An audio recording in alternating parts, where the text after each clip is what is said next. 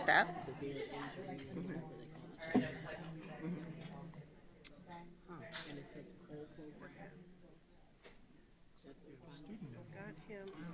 Got him just in case he texts me to say he wants to talk. That's cool. Curiosity.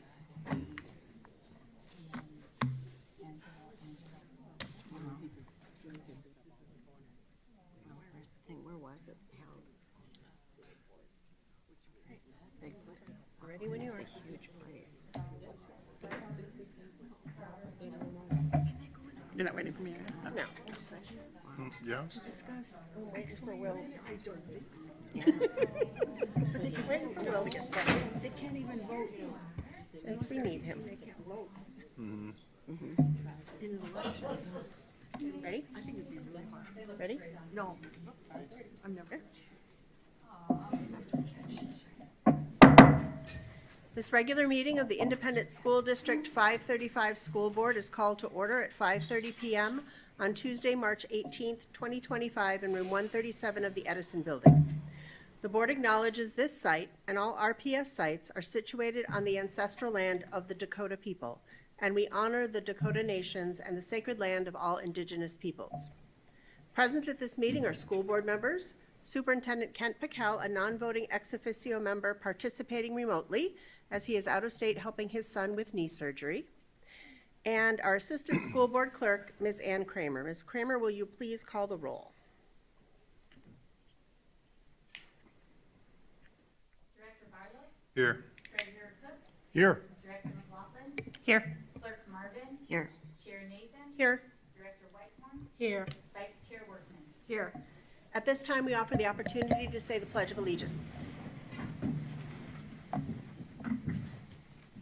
I pledge allegiance to the flag of the United States of America and to the republic for which it stands, one nation, under God, indivisible, with liberty and justice for all.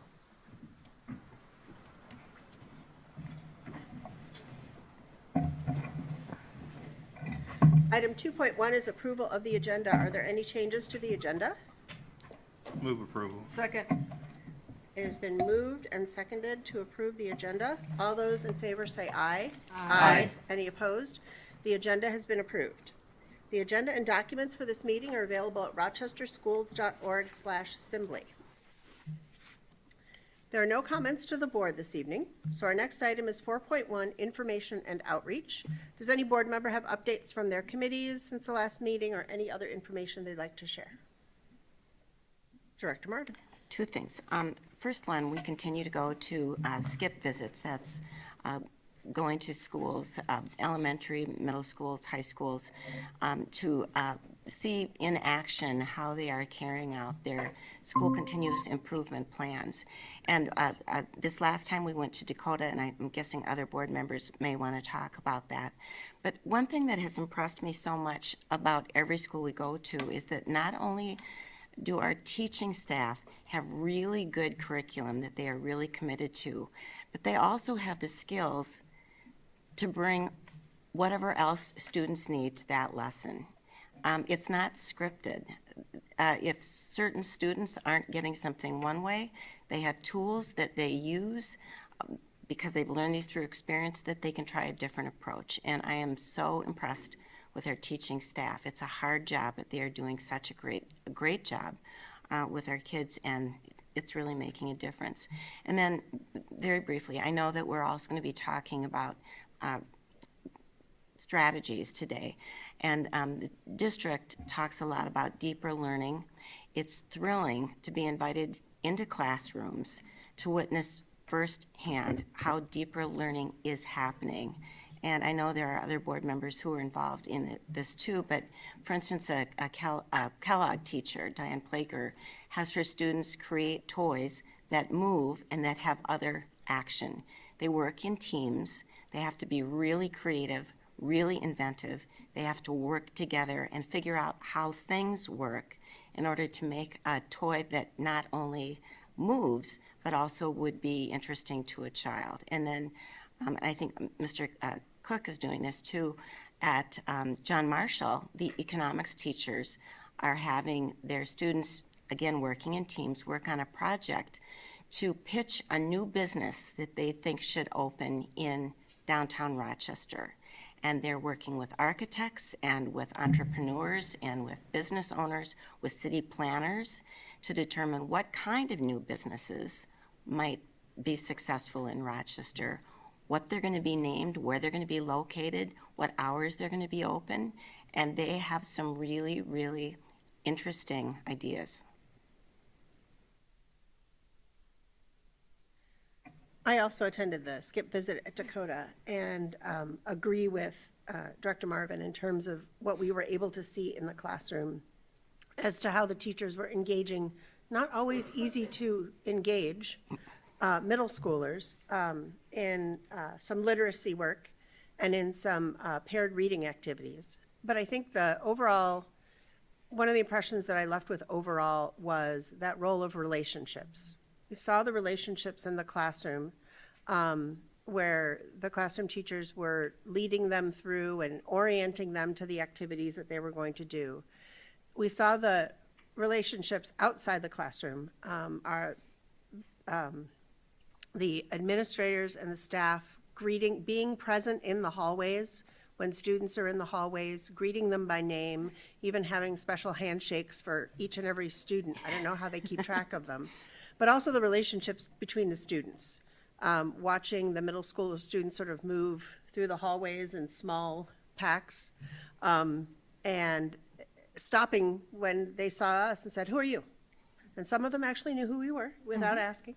And being unafraid to tell us how they felt about certain topics, such as the cell phone policy, the backpack policy, and just engage in conversations spur of the moment to questions from board members. So just the whole atmosphere of positive relationships at Dakota, I think, is contributing to the successes that they're seeing this year. Dr. Cook? I did want to just elaborate briefly on what was the highlight of my week. Personally, last week on Friday, like Dr. Marvin, I had the opportunity to visit the pitch project competition at John Marshall, where the economics students there were engaged in entrepreneurship in its purest form. They were charged with putting together a business plan and to make it as real life as possible. They had a particular space that is currently vacant, and that they were able to come up with a floor plan for. They had business plans, marketing, branding. They did investigations of the competitive landscape to try to understand what other businesses were in the area and how their offering was going to differentiate itself. And then they had to put together a pitch for why a theoretical angel investor should invest in this business idea. And folks, that's as real as it gets. I mean, that is, whether you are, you have that entrepreneurial aspect in your own future and you're gonna try to build a business yourself, or if you're at some company and you want to convert an idea into something that impacts the real world, that is a skill that is absolutely essential. And what my advice was repeatedly to the students that I met with was, any investor cares about 20% about your idea and 80% about you as people, and whether you are going to work hard and continue to solve problems and overcome adversity and all the rest that comes along with trying to put together some business. And our future is in awfully good hands with these students. They were very invested in these ideas. They took it really seriously, and it was just great to be a part of it. So that was wonderful. Dr. Workman? I'm good. Okay. Director McLaughlin? I actually had the wonderful opportunity to attend the 5th Iftar dinner on Sunday at Mayo High School.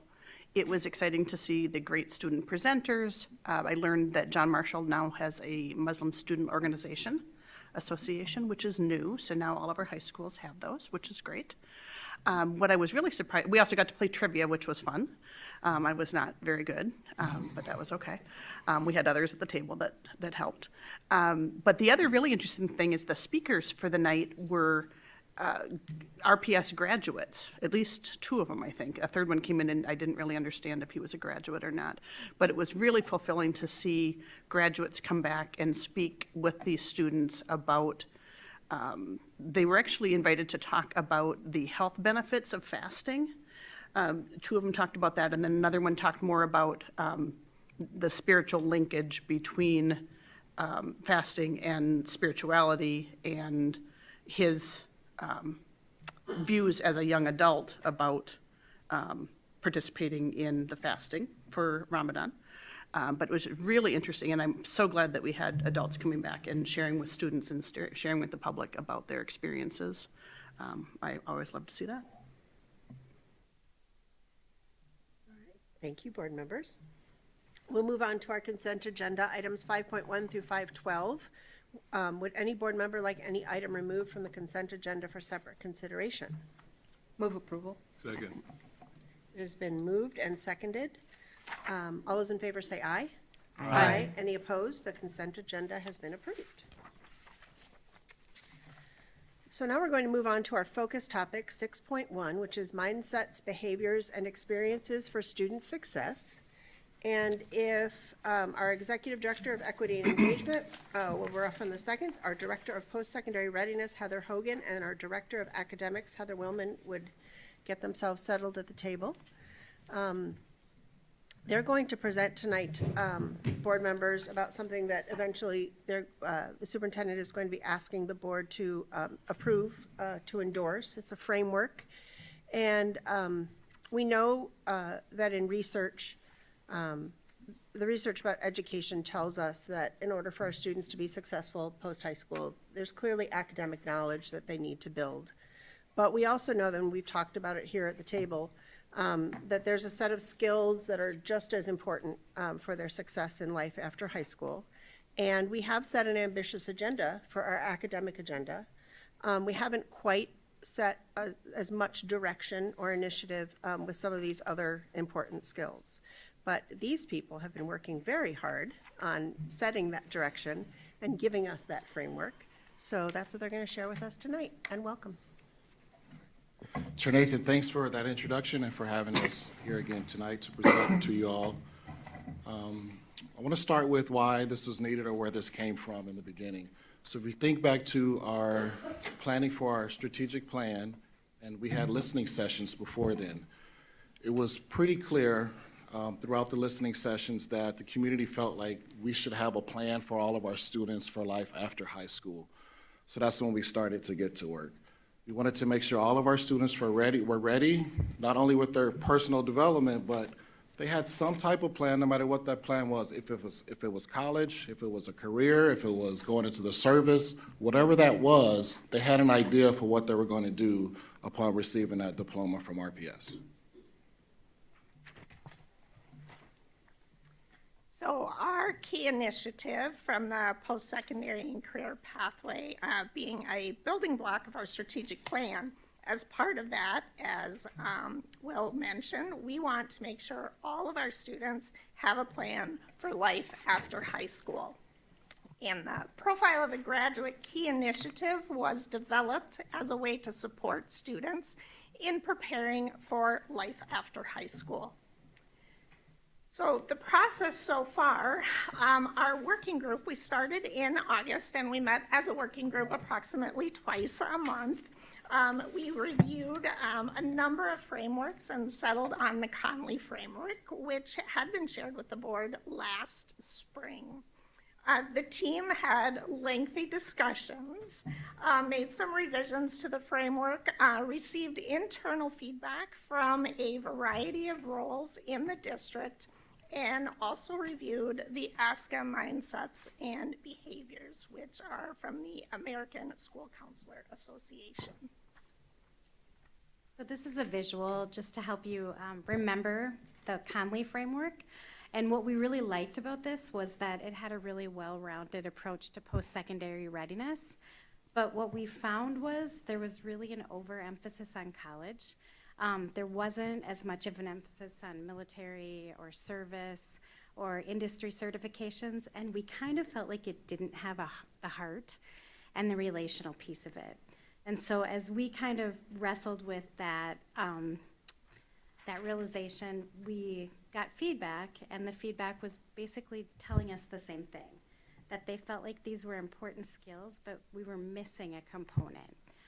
So that kind of led us in a different direction. And that led us to the RPS Mindsets, Behaviors, and Experiences for Student Success. So these are based on the ASCA behaviors and mindsets. And academic standards support content, knowledge, and skills. And the mindsets and behaviors and experiences support our students' social, emotional, academic, and post-secondary readiness development. So before we jump into the framework, we wanted to kind of ground you in why we think this is really important work.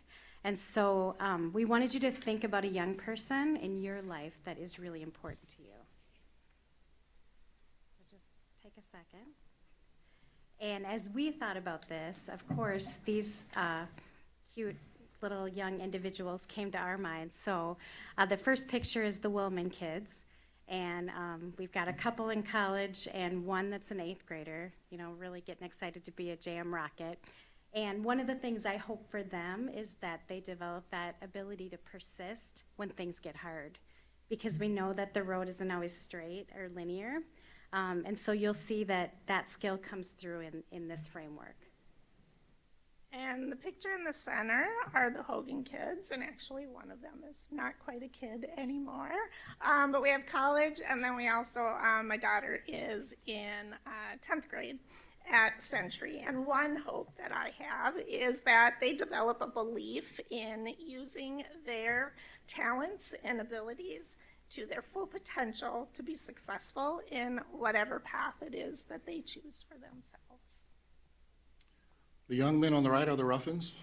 I have 4 boys, Trey, Kobe, Manny, and Eli. And at home, we often talk about how our parents' first job is to protect them, keep them safe in all different scenarios as best as we can. And we also talk about, in order to keep them safe, either physically or psychologically, they have to be prepared for different situations. So what are the skills that they're going to need to have in order to be prepared in these various situations? And when thinking about that and matching that to the ASCA standards that we were just talking about, it all made sense. And these are things that we believe all students in RPS should be able to do during their experience here within RPS. So let's look at those. We think back to when we first started that strategic plan. Remember, there was an artist that was capturing the essence of the meetings, and those meetings while we were, discussing, having the discussion live. The artist was doing this live. And something that stood out is right there in front of you. Like, when the vision comes true, it looks like this, it sounds like this, and it feels like this. And the things that stands out are uplifting, laughing, happy, joyful, and kids smiling. Like, these are things that we want to see our kids doing when they're at school. And the top right there, it says students and teachers want to be in school. So sometimes we focus so hard on the academic side, we forget that other side. And this is what Heather Willman was talking about earlier, where we need a human connection to these mindsets and these behaviors and experiences, what we're formally calling the grad profile. So these are the mindsets that come to mind. So these are the 6 mindsets. So still keep in mind that student that you were thinking about. Do we want them to have a sense of acceptance, respect, support, and inclusion for self and others in their school environment? I think the answer is yes. Do we want them to have a positive attitude towards work and learning? The answer is yes again. We also want them to be self-confident in their abilities to succeed. I think all parents can agree that the answer again is yes. Shifting over to our learning strategies, do we want our students to have a creative approach to learning in any task that they have in front of them? Do we want them to have problem-solving skills? I think many parents would agree time management is also important. They need to keep themselves organized, and they need to have those study skills. They also need to be self-motivated and have some type of direction and ownership of their learning.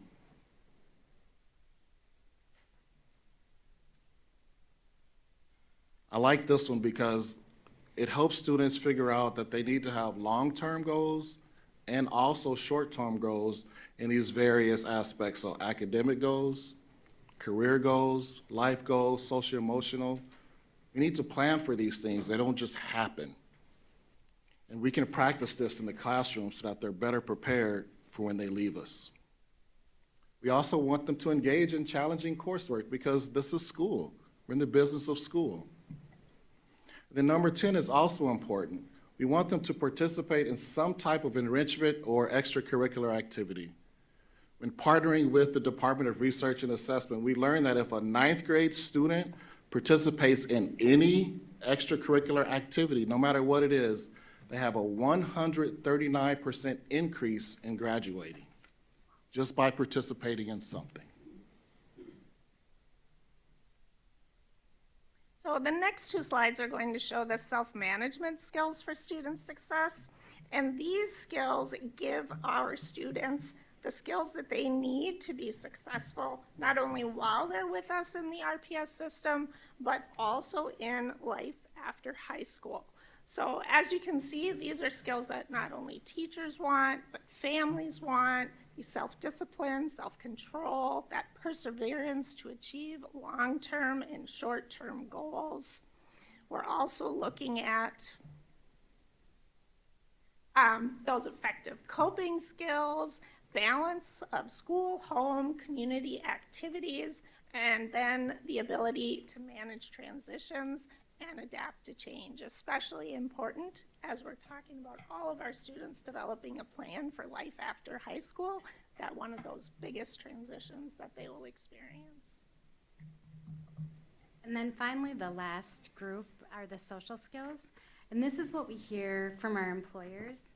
They usually don't say, I really want to make sure that they've mastered those academic standards, although those are so important, but they want that quality team member, that person that can collaborate. And as I heard you all talk about the experiences that you saw in the classroom, so much of it was about how am I contributing and how am I communicating with the other people on my team. So we see that in the social skills.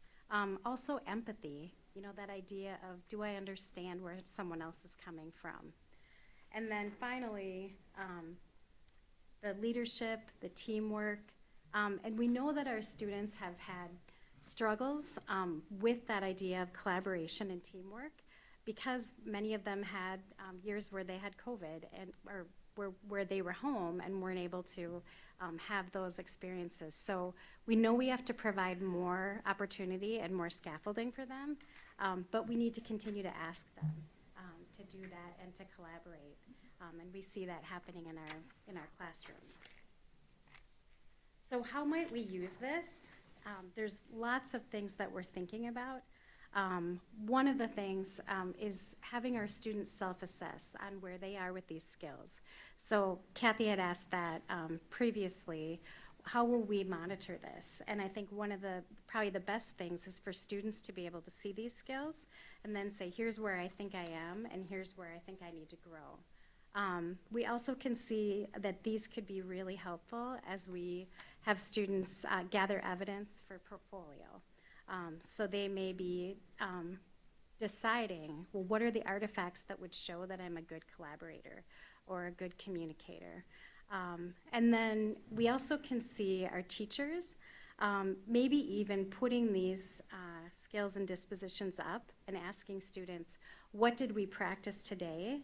And what might we need to grow in as we think about how we interacted in the classroom. We'll also be getting some feedback from them, and I think that's our next slide for you. Before we get to the next steps, we are going to talk briefly about the experiences for student success.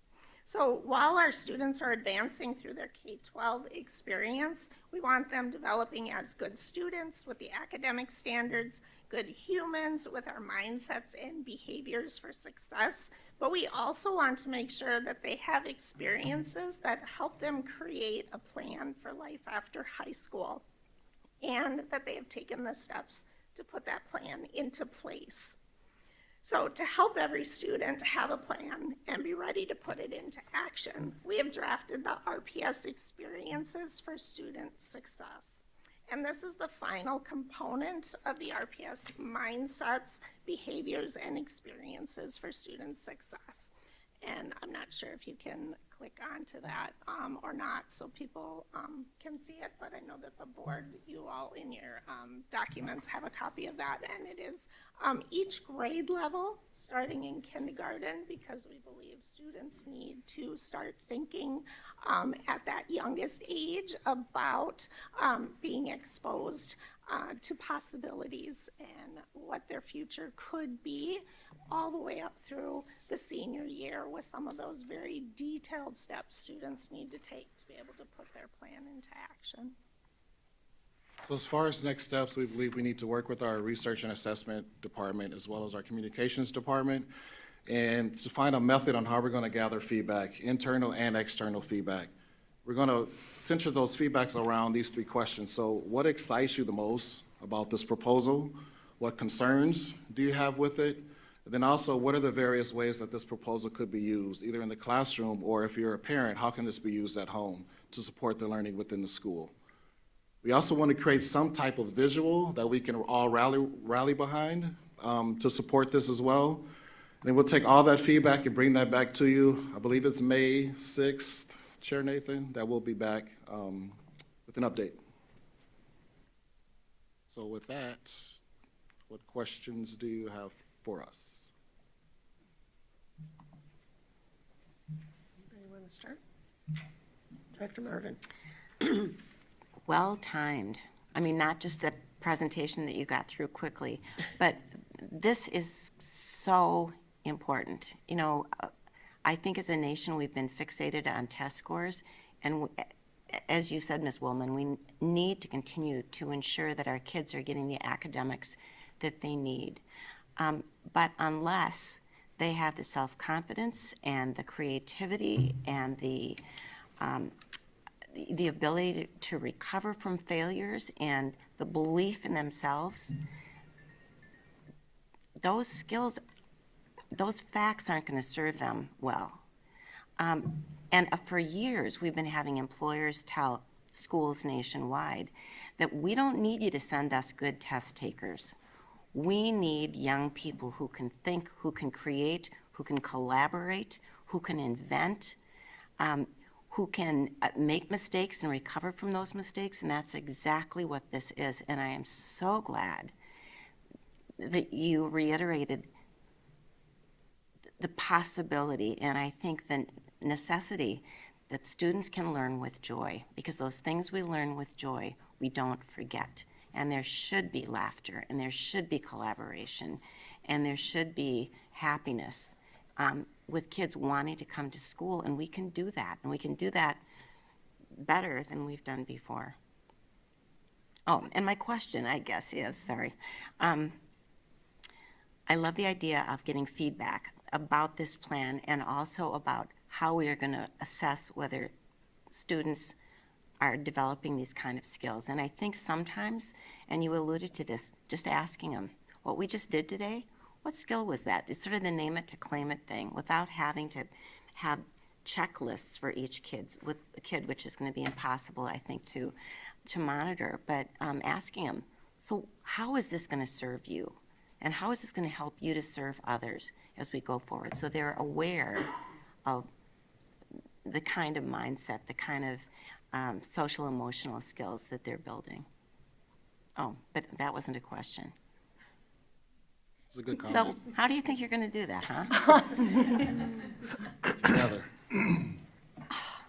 That's such a good answer. Okay, I'm good. Director McLaughlin. Great presentation, really good information. Wish I'd had this a few years ago, honestly. Would have been, I'd have less gray hair, I think. But I understand the struggles that our parents are seeing throughout K through 12. Can you talk about how this would link with Zello and what role that will play in this project? Yeah, so the Zello platform, the curriculum that is provided as part of that is aligned with the ASCA mindsets and behaviors. And then the work that our counselors have done last year, they were continuing this year, and then will continue into the summer, is building on that and building out some of those lessons and experiences for the students. The experiences that we have broken down by grade level, that came from both where it aligns with our curriculum in Zello, but also with work that the counselors did as far as placing when they think it's most important for the students to do those in order to be prepared for transitioning to life after high school. Within Zello, we also have the ability to, there's a portfolio platform there for students. So they will be able to keep artifacts there if we decide to go ahead with that. We have the way of monitoring which students have decided on a plan, which ones are still thinking about the plan, so that we'll be able to follow up with those students and see, where they are at in the process. So it aligns very nicely, and it will support the work that we are doing. Awesome. And I'm looking at the learning roadmap that, when you're talking about the counselors were doing, Yes. that's what Yep, they're yep, putting that together. that's what And they that, worked on. I guess my other follow-up is that, will the language be common so that parents and students, particularly the high school students, are using these words when they're talking to each other? All that will be Zello Yes, and this yes, roadmap. Yep. We continue to revise that. It's not quite ready for publication yet because we want to make sure that it is in that language that students are going to be familiar with and using, but also accessible for parents Wonderful. and families. Thank you. And I cut you off. I was sorry. just going to offer, from a student perspective, you can see, like in 8th grade, they do something called a matchmaker, where they try and think about what are my skills and then what does the world need and what's the connection there. And then it also helps them think about, like, are you a thinker? Are you somebody who likes to tinker with things? So I feel like it helps students become more aware of what they're good at and what their natural talents are, and then maybe where they need to continue to grow. So I see it all the way along the line, helping students think a little bit more deliberately about that. That's wonderful. Thank you. Dr. Cook? So with my own kids the last couple of years, it's been really fascinating to watch them experience some of the interest inventories and the career suggestions or career categories, because even at 3rd and 4th grade, they see themselves, sure, as a 3rd grader, a 4th grader, and a Minecraft player and things like that, but also as a future such and such. And it doesn't stay the same, but it's really neat, and to take it from a strengths-based approach, I think is really wonderful. Of the items that you highlighted here from the ASCA framework, the social skills around resiliency, and I know Director Marvin was also highlighting that, the ability to come back from a challenge. It just strikes me that is an area, and I see this in the real world with new hires and stuff too. I think for a while, and maybe this has always been the case, maybe it's been increasing, I'm not really sure, but for a while, as a society, we've been producing a lot of really fragile perfectionists who are not experienced with any sort of failure. And the first time they experience it, which might be after their educational journey is complete, they don't know what to do. They're lost. And if they're I don't know, maybe the forces that are causing that to happen, the really early emphasis on, for at least a segment of our students, the really early emphasis on class ranking and on college applications and all of that, maybe that's too much to overcome as a single district. But if there are ways that we can push back on that, and the thing that I think about, and that, you know, we talked about sort of grounding this in young people that we care about and have a deep connection to, I talk about weightlifting, and you got to max out to find out where your limits are. And if you haven't ever found your limit, then you haven't actually pushed yourself to the edge. And I know that there's a coherency to all this because it ties into our emphasis on schools being a safe and welcoming place where we emphasize belonging, because students have to feel safe enough to be vulnerable enough to experience a failure. And so these are the right, I think, in my judgment at least, these are the right things to be focusing on. But how do we lift that up? How do we celebrate the idea of finding out where your max is so that you know you pushed yourself that hard, and then what to do next? I mean, what could we do? Any ideas? Cool. One idea that I have is I feel like sometimes we boil everything down to a test. But what if it was a showcase of our skills? And so students were able to share, here's an experience that I had, here's what I learned from it, here's where I think I've grown. Like, I feel like there are opportunities for us to do that, not necessarily in place of, but alongside of some of the other assessments, and then just celebrate that progress and that self-reflection. And then what were my next steps? What happened, and how did that work for me? And then what did I do, and how did I grow or learn? So I think that could be a part of the self-assessment, but I also think it could be a little more public.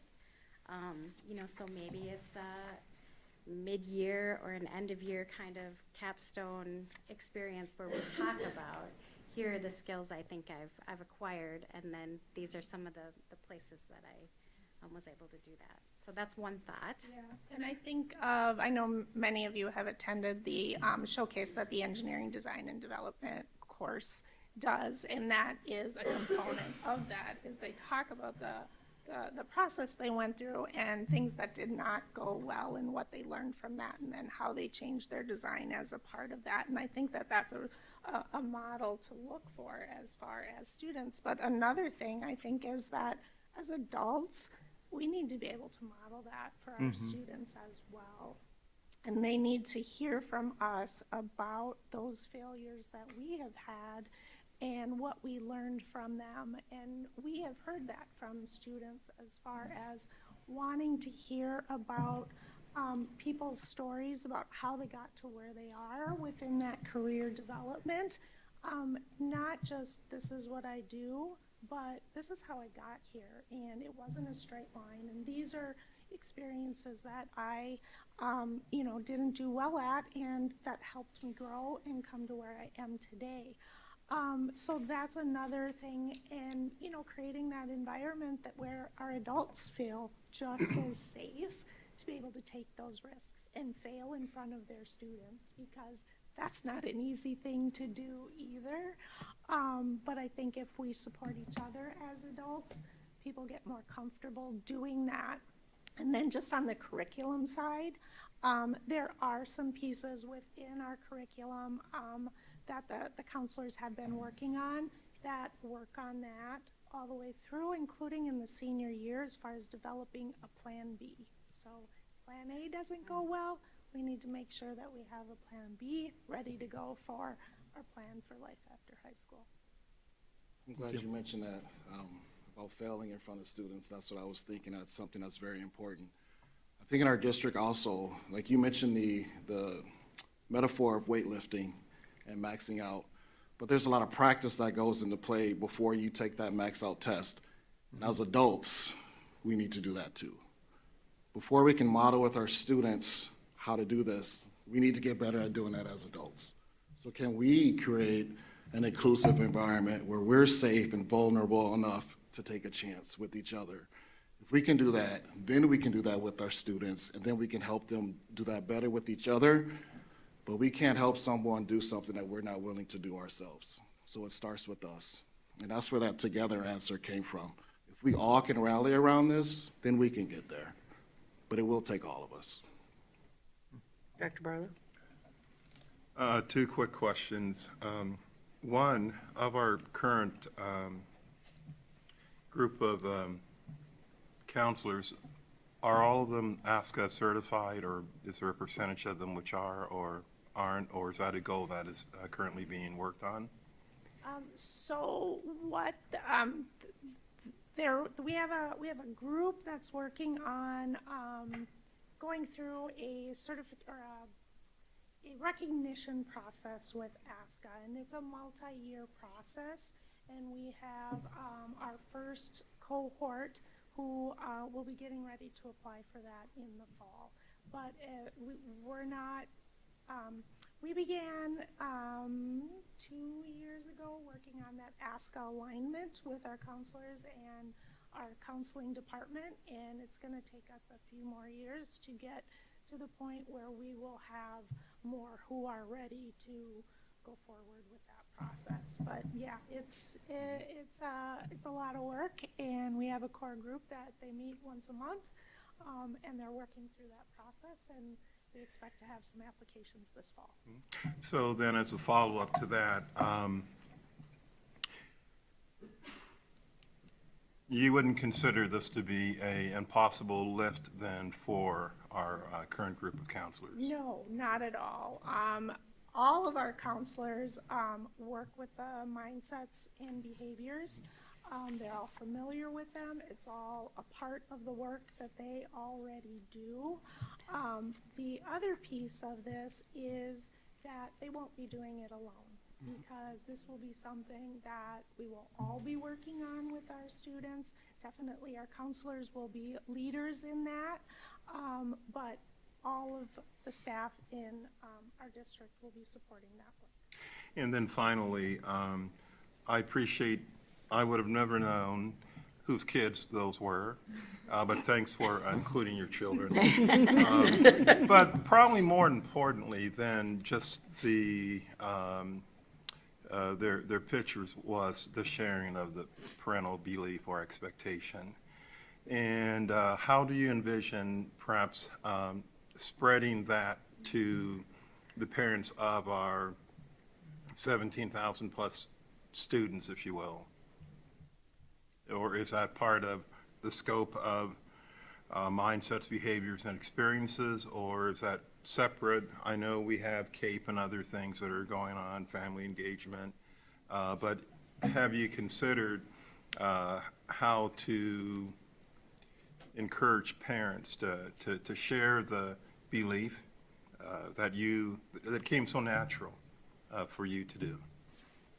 I think parents naturally have a belief in their children, for one. Like, parents want their children to succeed.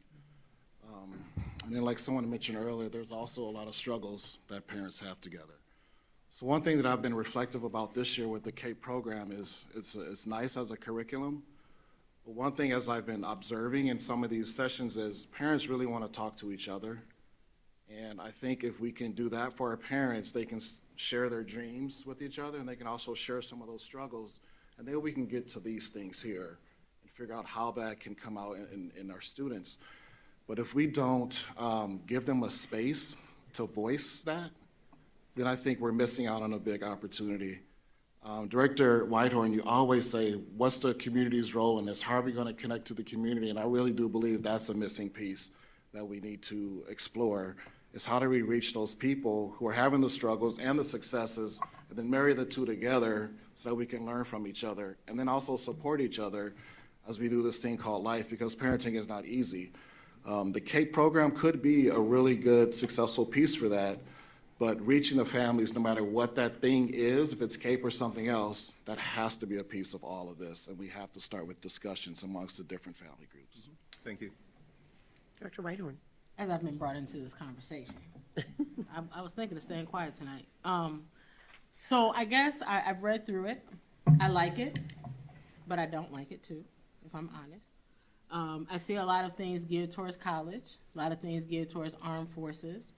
But I think we're missing a big subset of students. We're missing the woodworkers, we're missing the, electricians, we're missing the 49ers, we're missing the laborers. These are all good, viable careers. People make millions of dollars in construction, people make millions of dollars as plumbers. My concern is that even though we are starting early with getting our students to start focusing on their future, my concern is that you're going to start losing kids with the 9th grade, agenda. Because if I'm a student that is like, I just want to do hair and that's all I want to do, I'm not attending any of this. I'm cut off right here because I don't want to talk about college credits. That's not so my concern is how are we going to keep students engaged who this is not their path? And I know we've talked about, helping kids identify their path. But I will say we are a little short-sighted because as you read on, it starts going real college. It starts going real ACT, post-secondary, and my concern is we're losing those vocational students. We're losing those kids that, want to just, maybe they want to be a CNA or something to that, and they choose to grow. What is our plan for engaging with those people? And then, as you said, how are we being very intentional about getting the parent involvement side? That's a big piece of that too, right? Depending on where children are coming from, depending on what their background is, and if we're honest, if we're talking about kids out of poverty, their mindset is completely different. Their parents are not attending financial aid, PSEO nights, and those things not just because they don't want their kids to go to college. I don't think that's what parents are thinking, but people know their kids. My kid is going to be a great welder, right? And that is a admirable job. Okay, but I feel like we leave out all those kids. We leave out all of the day-to-day workers, and our country still needs day-to-day workers. As we've said, we're not getting kids out of high school that are employable right out of high school. We still need people to work in all of these facets of jobs. And all of them do not require a degree. All of them do not require us to be at PSEO. All of us do not require us to have all these additional college credits. And some of my most successful friends don't have any college degrees. And they're entrepreneurs doing very, very well for themselves. So I'm a little concerned with how the plan is very streamlined towards some kind of continuing education, because it's focused on career fairs and college tours and these things. Not that they're bad. I think we do need those things, but my concern is, are we missing a whole subset of kids? Because if I'm a parent looking at this plan, and the Whitehorn's got a lot of kids. I got a couple kids that I'm like, oh yeah, this is great. But I also got some kids that I'm like, I'm not showing up for that. Because I'm just going to be grateful if this child gets through high school. Okay, if he gets through high school, I'm doing good. So where is the planning for the kids who are not that way? And then how are we going to be implementing this in a way that it doesn't remain the way it is? Because as I read through this, a lot of stuff is already offered, right? And we have our students who have that good connections and have those community relationships, and they're doing a lot of this stuff already, because we're not creating brand new programs. We already have a lot of these things. But how are we bringing this maybe to communities that don't even see college as an option? And how are we addressing the kids that, have a vocational type of mindset? They just want to go to hair school, or they want to go to barber college, which again, all admirable careers. If you want to be a heavy equipment operator, you don't go to college. You go to a training facility for about 9 months, and you get, you train in, and it's all, on the job type of training. And those guys make good pay. So how are we encouraging those students as well? Because if you're looking at this roadmap, it doesn't really make a space for those children. I think first, thank you for those comments. We definitely take them. This is a draft and it's a proposal, right? So I think you just uncovered some of the holes within the proposal. So then our job would be to go back and plug those holes, which is the point of getting the internal feedback and the external feedback like you just shared. So Thank you for that, for uncovering a flaw within the draft, and we'll work harder to make sure all of our students are included. The goal is for each student to have a plan. It's not necessarily for college, so if we feel like those experiences are shifted one way, then we need to reset and figure out how we can make sure that all students see themselves in that plan. So thank you for uncovering that. Again, I think it's a great plan. I'm sorry, I just want to say, I think it's a very great plan. I'm just weary of the fact that as kids get older and they're aware of the plan, they may take themselves out of the plan the way it's currently written. And the one roadmap was specifically developed as a resource for families in planning for either a 2-year or 4-year college, because we heard from a number of students and families that they didn't know enough about or have a long-range picture of when things were supposed to be happening, so they wanted that mapped out for them. We did add in a couple of things for students who are either going to go to the workforce immediately or into a certification or an industry-based training program. However, because the steps for college are so lengthy, that kind of overwhelms some of the other pieces on there. So we are planning on doing other resources that are going to address some of those other ways and to help students know those other opportunities that you mentioned. For example, our CTEC welding program, students can get that initial welding certification through that program and then go on into the workforce or onto additional training. But do all of our students know that that's an option? We need to do a better job of making sure that they do, because what we want to make sure is that students have all of the information about the options available to them, and then they're making the choice about what is the best path for them, and not that they are going down a pathway because they think it might be the only option available to them. We want them to have all the information and decide. But yes, absolutely, we have more work to do on developing some of those additional resources, make sure that it is apparent that college is not the only option. It's one of the options, because we received that feedback from some of our internal people as well. So we know that that's something we have to work on. Can I add kind of a side comment to that?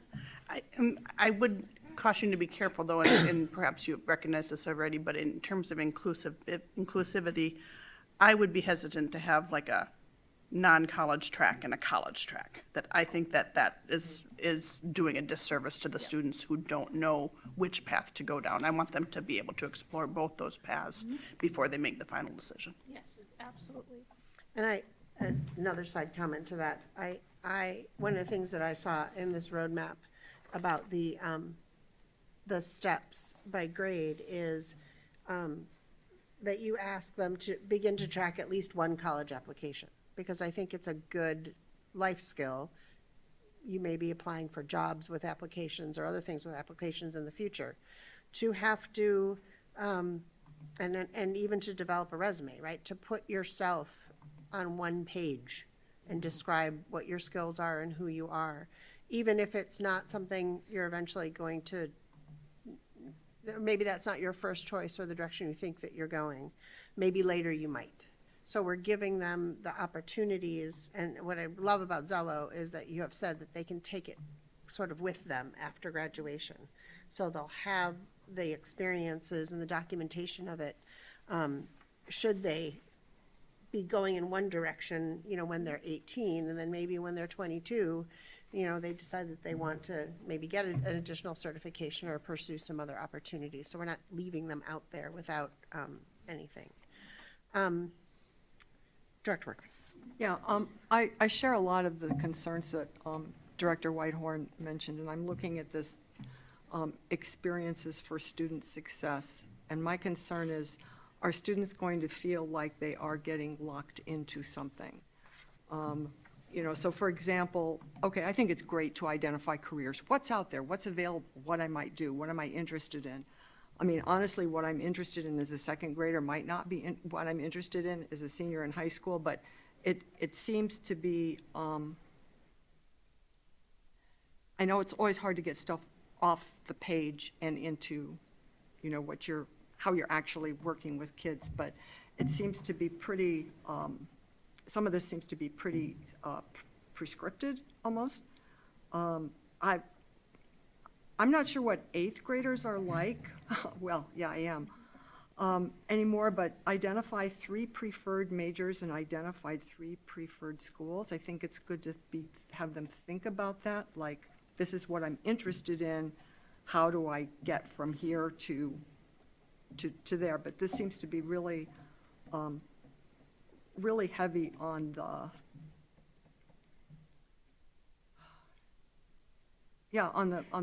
college piece of it. And I'm all in favor of kids going to college, and they need to know about college, and if this is something they wanted to do. I had a friend years ago whose kid took all of the science classes, everything, heavy duty, all through high school, because that kid was going to be a doctor.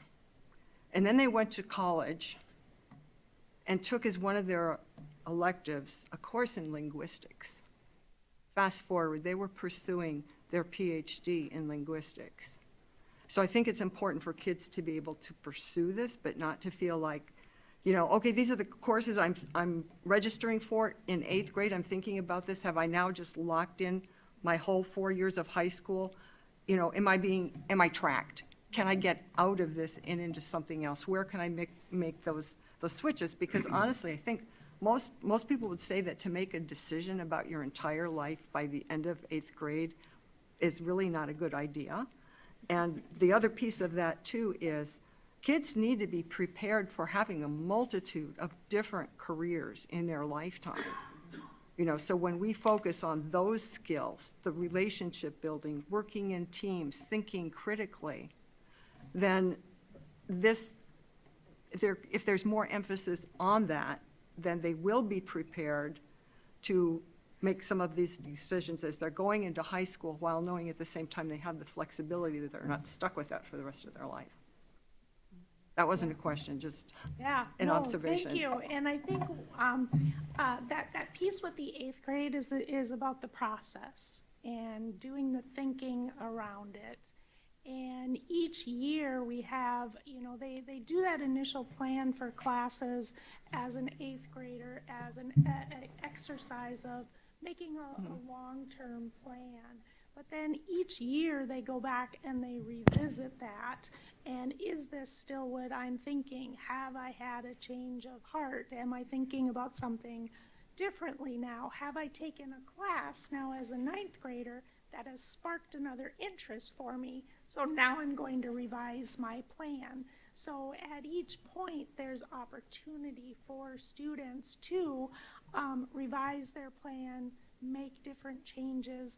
And one of the things within, if we're looking specifically at the Zello platform, is when students are exploring careers, it will give them the one career that they're looking at, but then it'll also suggest, if you're interested in this, you might also think about these, and it'll have, you know, 5 or 6 others down below that they can then go and discover as well.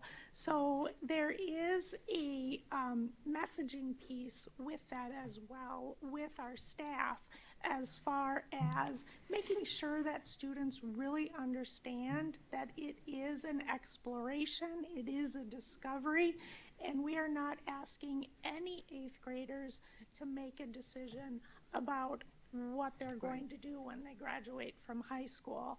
I don't think I would have wanted to have been locked into what I was thinking about when I was an 8th grader.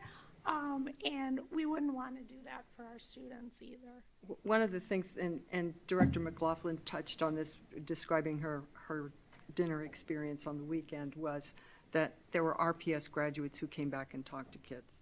And in my teaching experience, I had a lot of students who came back their first and even their second year of college to tell high school students what it was like. And a lot of them said, surprisingly, you know, my high school classes were harder than some of my college classes are. Now, I don't know if that's necessarily really true, or if they had simply, you know, matured beyond where they were in high school. But I remember when I was in 8th or 9th grade, I decided where I was going to go to college for music. And my guidance counselor, my sophomore or junior year, said to me, well, what colleges are you applying to? I said, I'm applying to Indiana University. And she said, well, what other colleges? And I said, I'm not applying anywhere else. And she said, what if you don't go in? And I said, well, I'm not going to go to college then. I mean, I was kind of a smart aleck back then too, but, you know, so I was very focused on where I was going and what I wanted to do.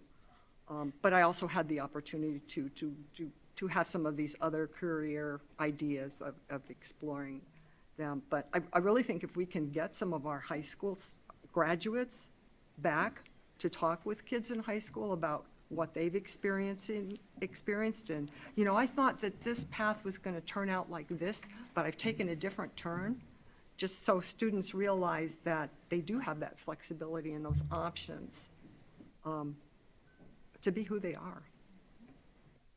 So that's, I'll end with my soliloquy. One of the things I appreciate in looking at some of the experiences and the post-secondary learning roadmap is that you have started early.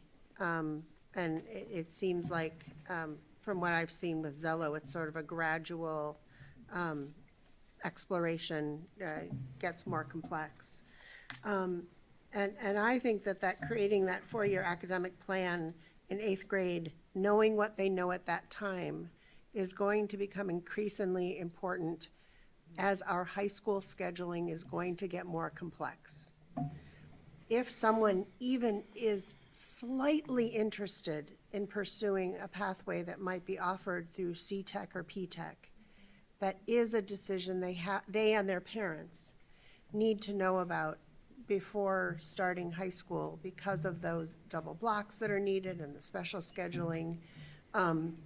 It doesn't tie them to anything, but it does not let them miss sort of that entry point. And I wish we could. I wish we could have more on-ramps and off-ramps.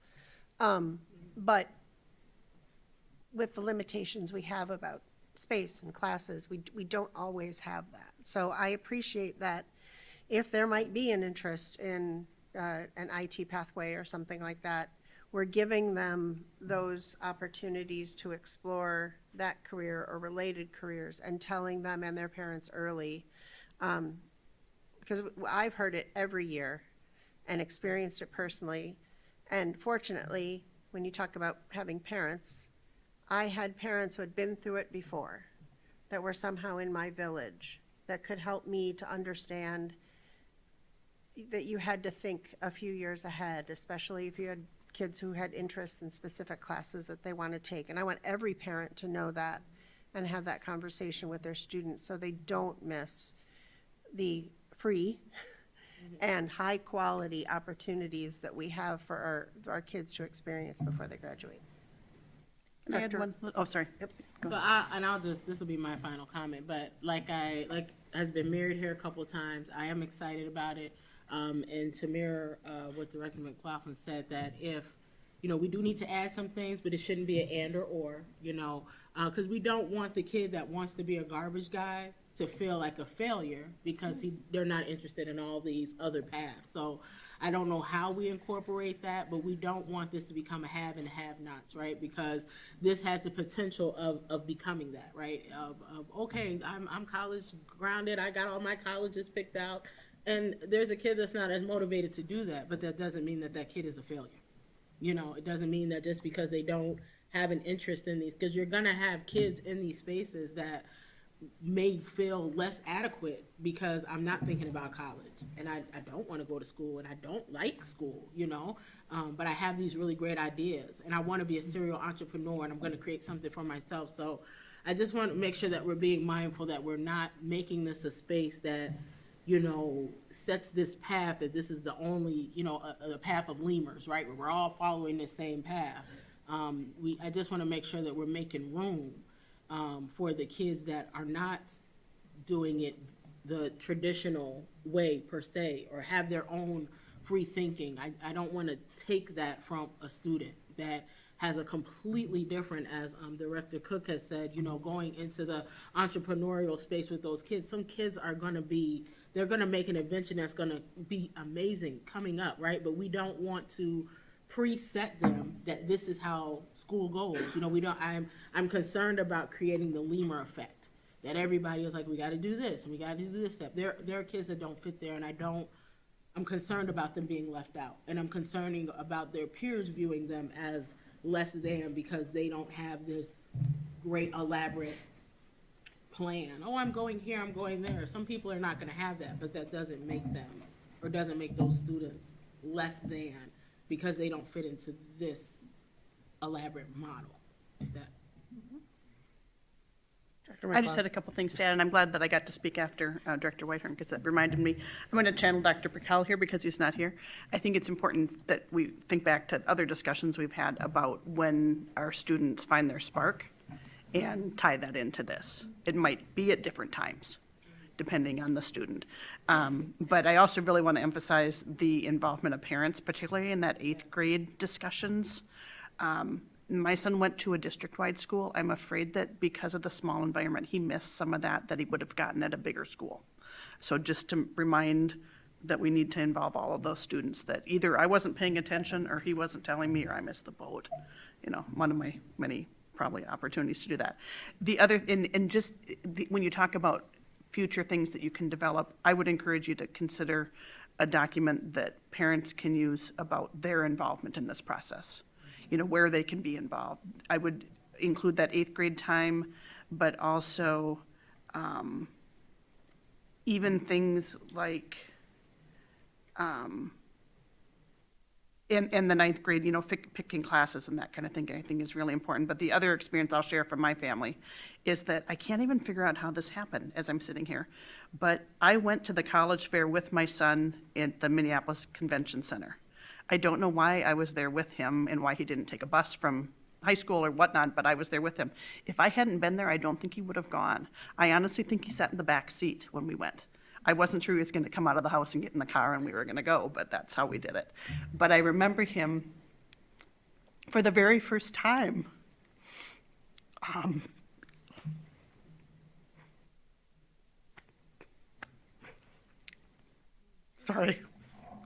Seeing himself as a college student there. The first, I think it was Nebraska, the recruiter was just really interactive with him, and watching him do that, and having him come away from that he could be a college student. And I'm not sure if I hadn't been there or hadn't pushed him to attend that, if he'd be where he is today. So thank you. And thank you for doing this work. Look at him now. There you go. Director Marvin. But again, not a linear path, and that's what's important to know. I think so. What Karen certainly is saying, and Thank you. Sorry. good job. It seems to me that the foundation of this whole thing is that it's for the individual kid. What's your bliss? And that from a very early age, we all believe in you. And you may not know what you want to do, but man, you can do great things. So stay engaged, and we can help that kid, every kid, have a whole lot of choices. They may not pick the right one first, but if that's a mistake, there's going to be something else. But it's that sense of hope that I think some kids lose during school. And if we can keep them hopeful that they matter and that they can do and they can become, and that nothing's going to stop them, that's, I think, what this is about. And part of it's just detail. So this is exciting. And I don't want to leave this conversation, since we focus so much on the post-secondary, I don't want anybody to leave this conversation thinking that when we look at these skills that you're describing, the learning strategy and the social skills and the mindsets and the behaviors, those are happening. I know, because I had 2 kids go through RPS, and I know many, many talented teachers who made them happen in the context of learning academic knowledge. Yeah. So first of all, this is not a 2-direction situation where, you know, we're teaching them knowledge and then we're teaching them these soft skills. They're all interrelated. I love what Heather, you said about the standardized test, because I think about the standardized test and how it doesn't create, the taking of the standardized test doesn't create those opportunities that we're listing, but certainly the pathway to gain the knowledge to get to that standardized test, there's a million different moments. And I know that there's teachers in this district who have excellent examples of how they're already implementing what we're asking. The one piece of this that I like the most is that it won't just be those kids who are participating in the JM pitch project. It won't just be someone who's doing a project lead the way engineering project. It won't just be the engineering design kids. It won't just be kids who have to build a model of the Titanic from just food, which happened in my kitchen. But all of our students will have it. And we have Zello, and we have this pathway to help them. And I like the other thing you said, that it's going to be about knowing where, the self-knowledge of the student, knowing where they are and gathering these skills, as opposed to just another assessment of where you are on a roadmap. So we look forward to the feedback that you're going to bring us back from the community, and encourage the community to participate in providing that feedback. Any other questions before we let these people go? Awesome. Thank you so much. Thank you. Thank you, thank you.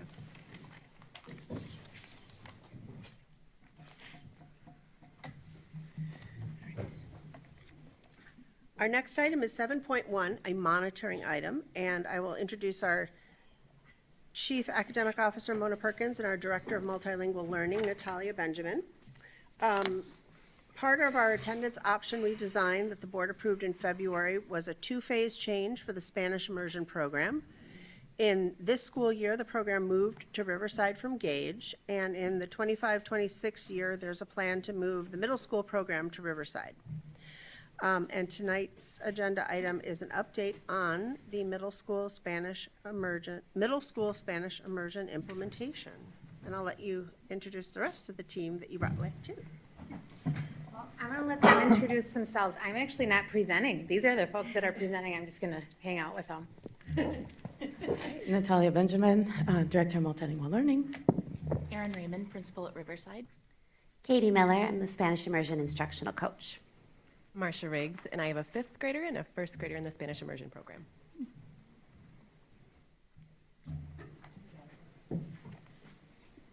The slides. There we go. Okay.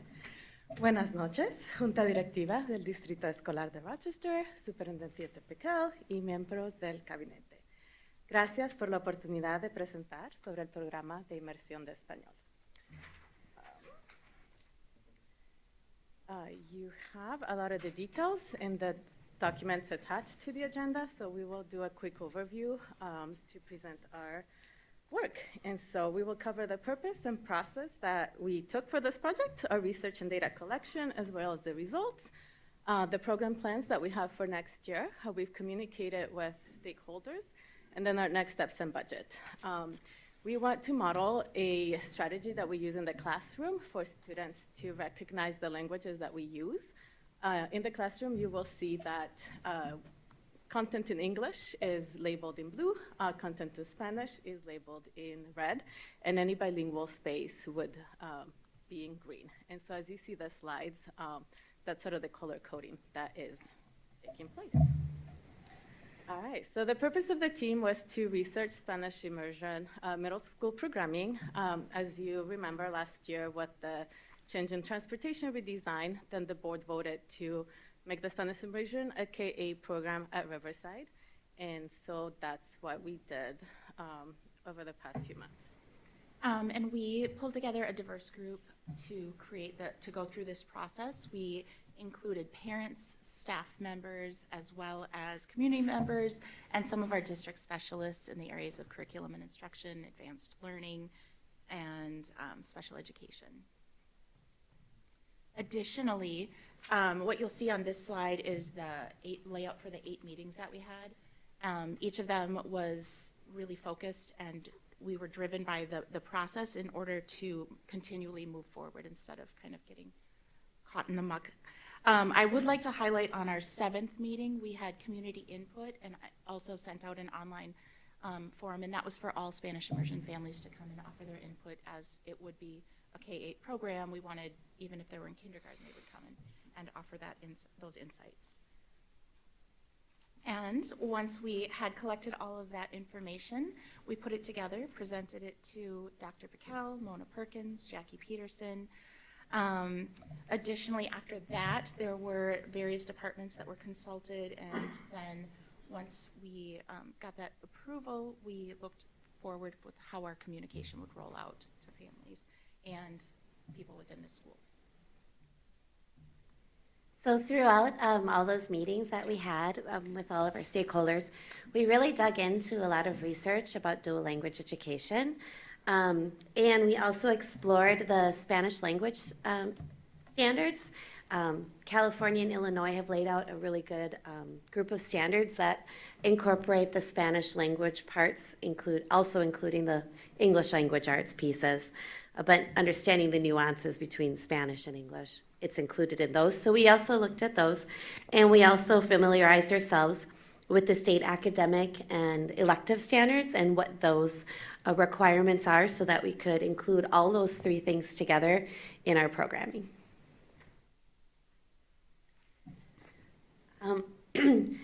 As Erin said, we also made sure we got input from our families through that input meeting, and we sent out an electronic survey.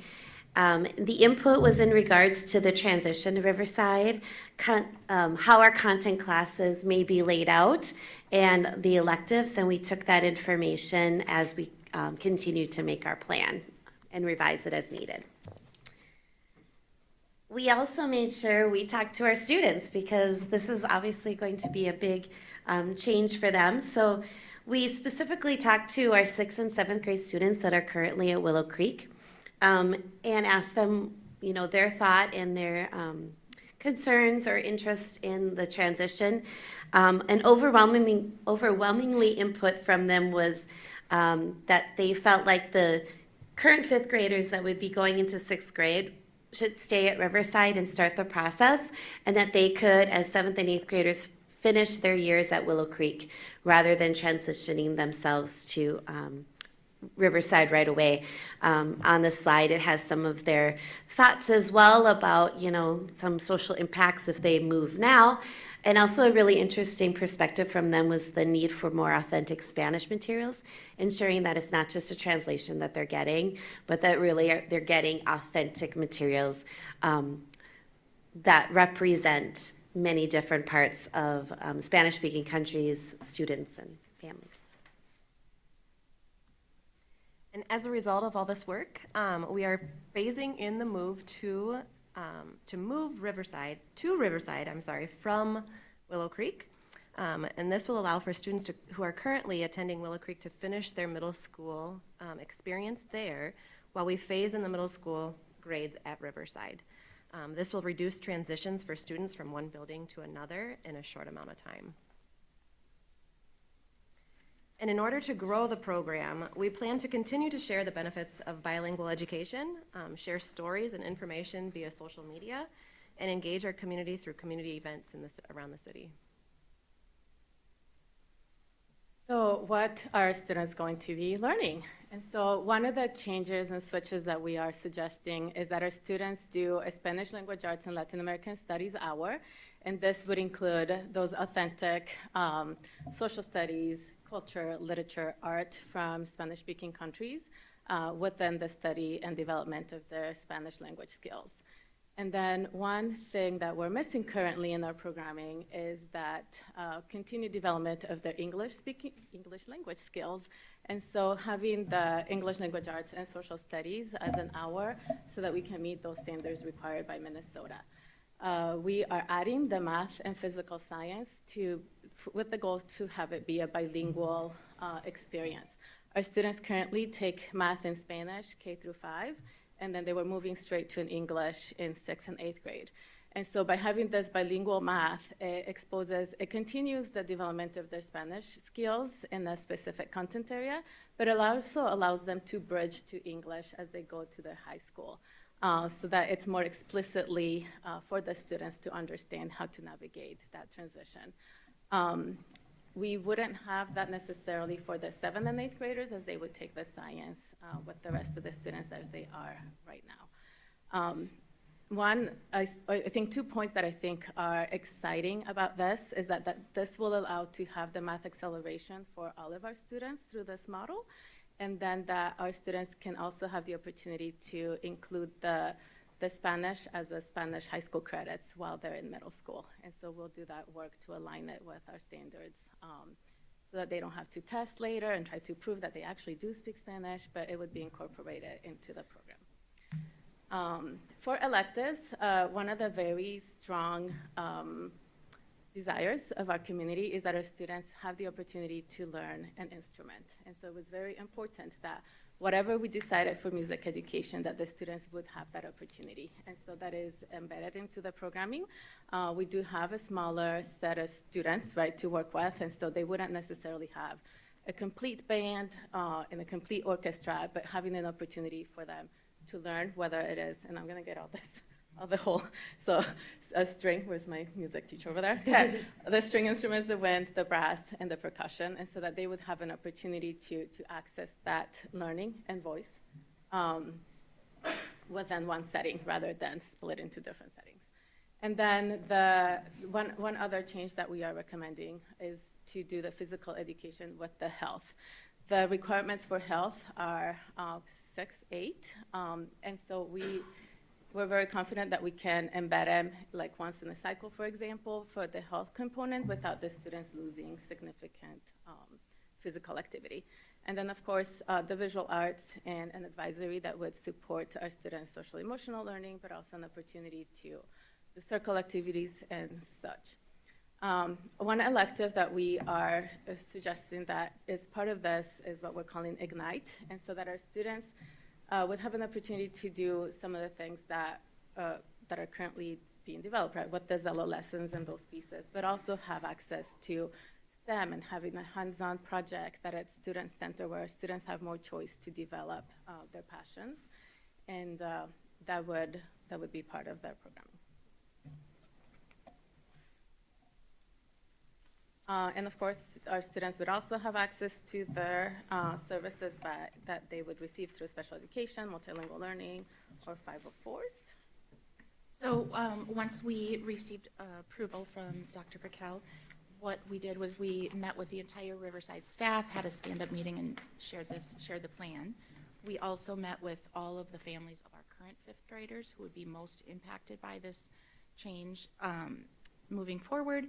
And additionally, we sent out information with the complete proposal to all Spanish immersion families so that they would have not only the quick update, but also all of our background information. So next steps. We're currently working on the staffing for this transition, as it's kind of working through the whole district right now. And then this spring and summer, we're going to do some curriculum writing to reflect the shifts, especially in the social studies and the ELA and SLA and that Ignite. So we have a lot of work still to do, but it's exciting work. And just to wrap up, so the general fund will cover the teaching staffing for this programming, and the ESPs are funded through the flexible funding that our buildings have allocated. And once the shift is fully at the K-8 school, then the program will be self-sustaining. And in the meantime, there's just a modest investment of FTEs as we have some duplicate classes while we're in 2 different sites. So with that, ¿qué preguntas tienen? Dr. Barlow. So currently, what is the student enrollment at Riverside?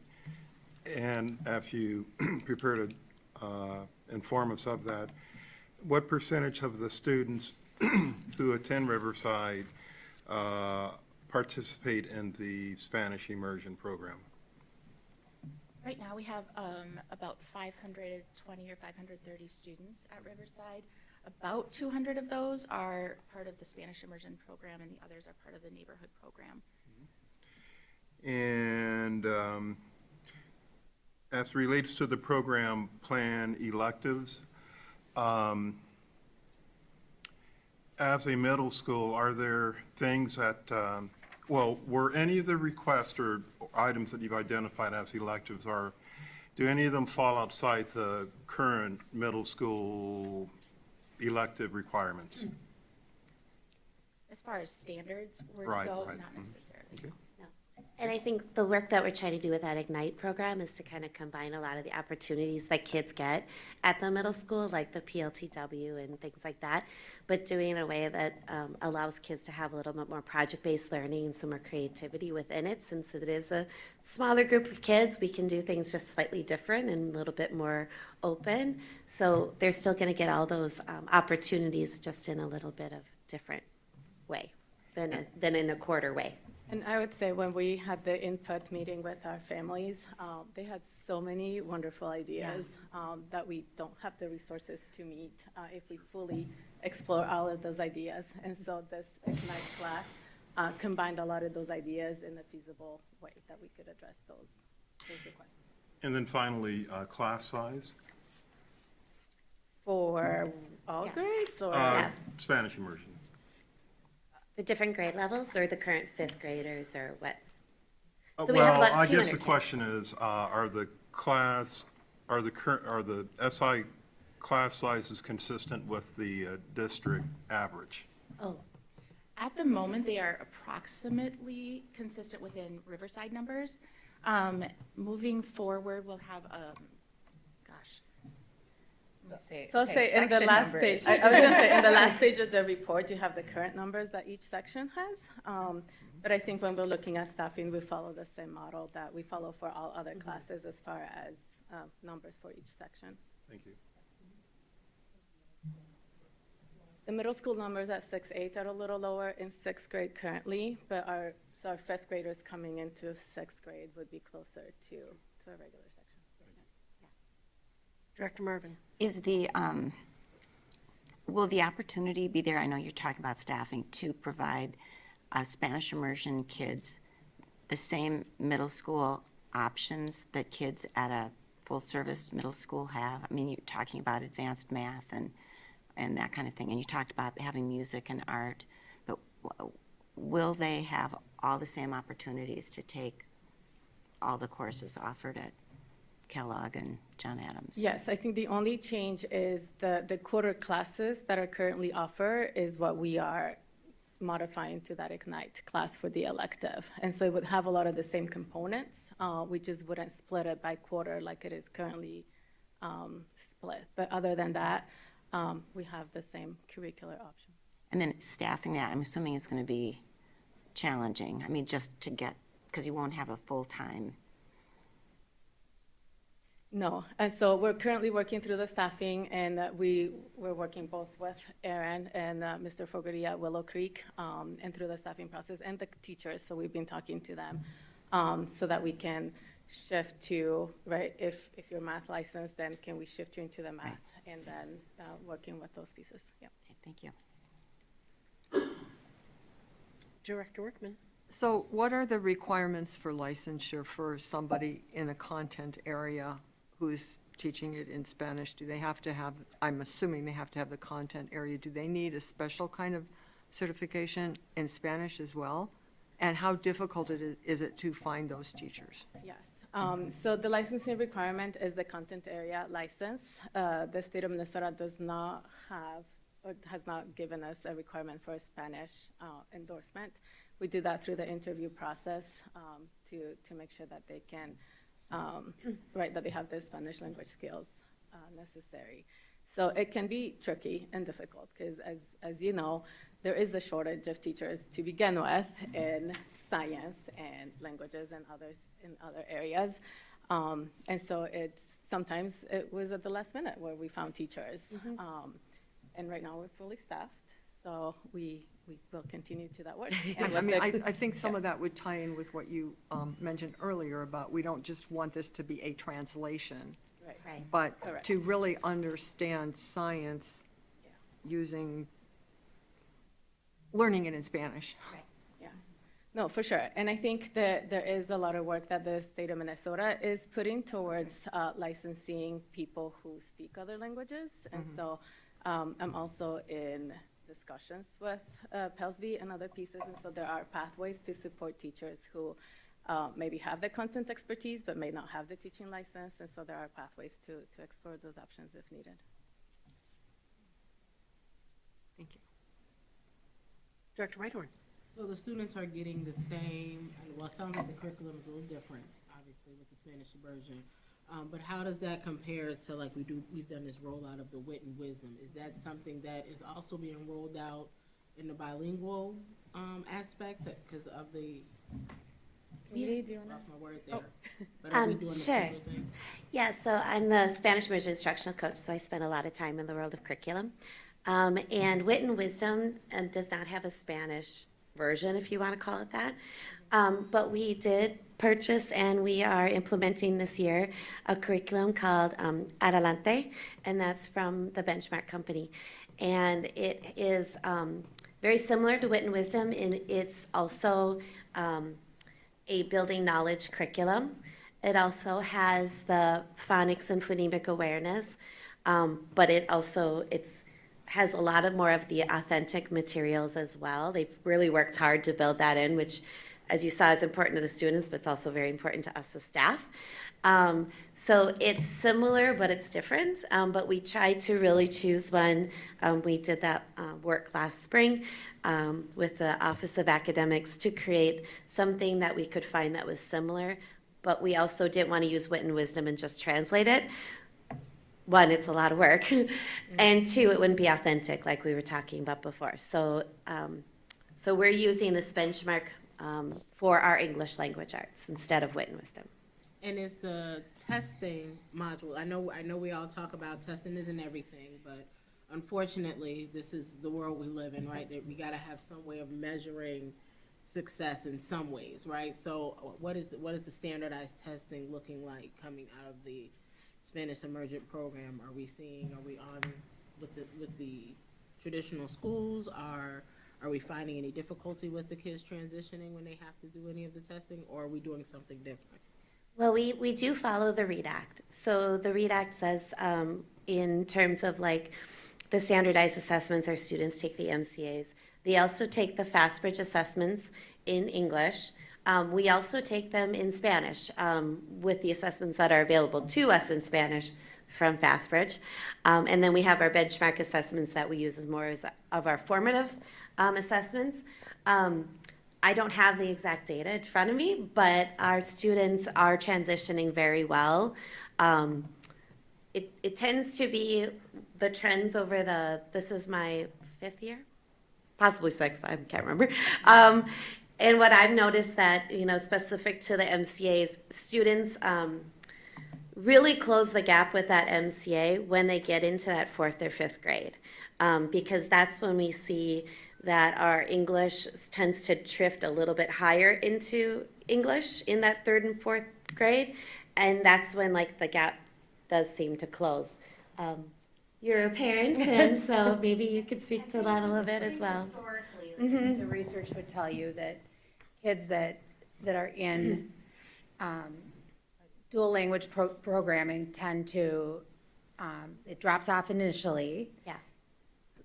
Because they're learning a new language, and so you're testing them in English when they're not learning how to read necessarily in English, so they drop off, or not drop off, they're just behind a little bit, and then they increase, and then they end up actually exceeding. Yeah. So that's typically the trend, but it takes them a little bit longer. I'm all for it. I was just wondering if we were testing those kids appropriately, because like you said, if they're not learning in English and we're testing them in English, is that really a fair assessment to their knowledge? We do have to do both. Yes. Okay. Yes. The best way I would say is to do, when you want the English, because you want to see how they're doing. But the Spanish, if you're teaching them in Spanish, the Spanish assessment will tell you if they're reading, if they're learning what you're actually teaching them, which is the better assessment. Which is why we spend time on our formative assessments as well a lot, because then we really know, are they learning the day-to-day things that we're teaching them. And then we use that screening windows to see as a whole how the kids are doing, and then decide on interventions or things that we need to do from there. I would only add, at the state level, this is something that all bilingual programs are working through, whether it's Spanish or other languages.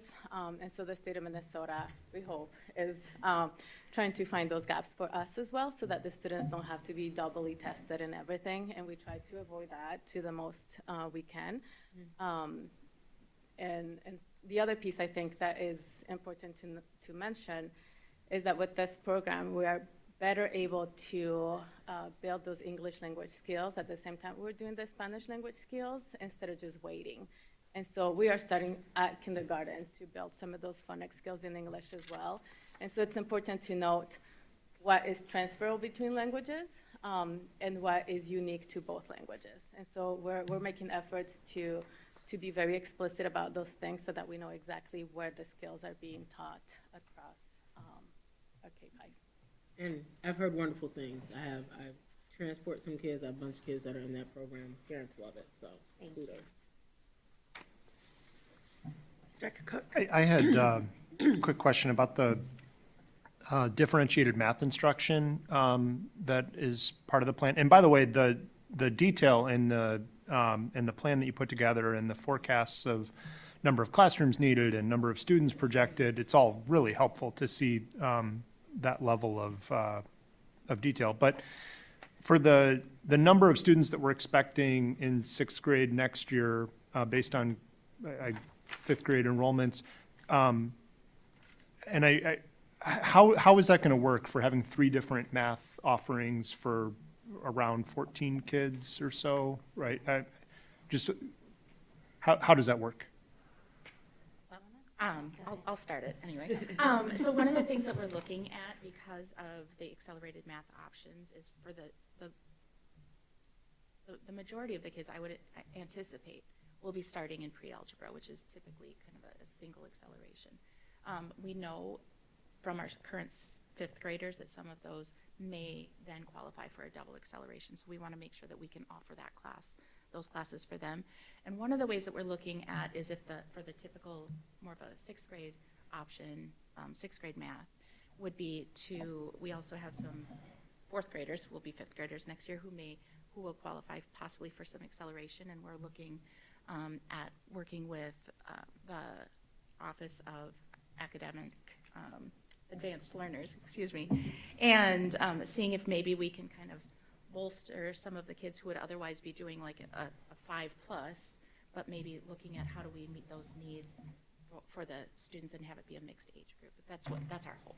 That's our plan. So I think what this allows is that we can look at our fifth graders and have that acceleration starting in fifth grade. So that's like a 5-6 class. And so when they get to sixth grade, then they can start with their pre-algebra, which is the 7th grade content. And so it allows us to move a little better when it comes to providing those opportunities for the kids.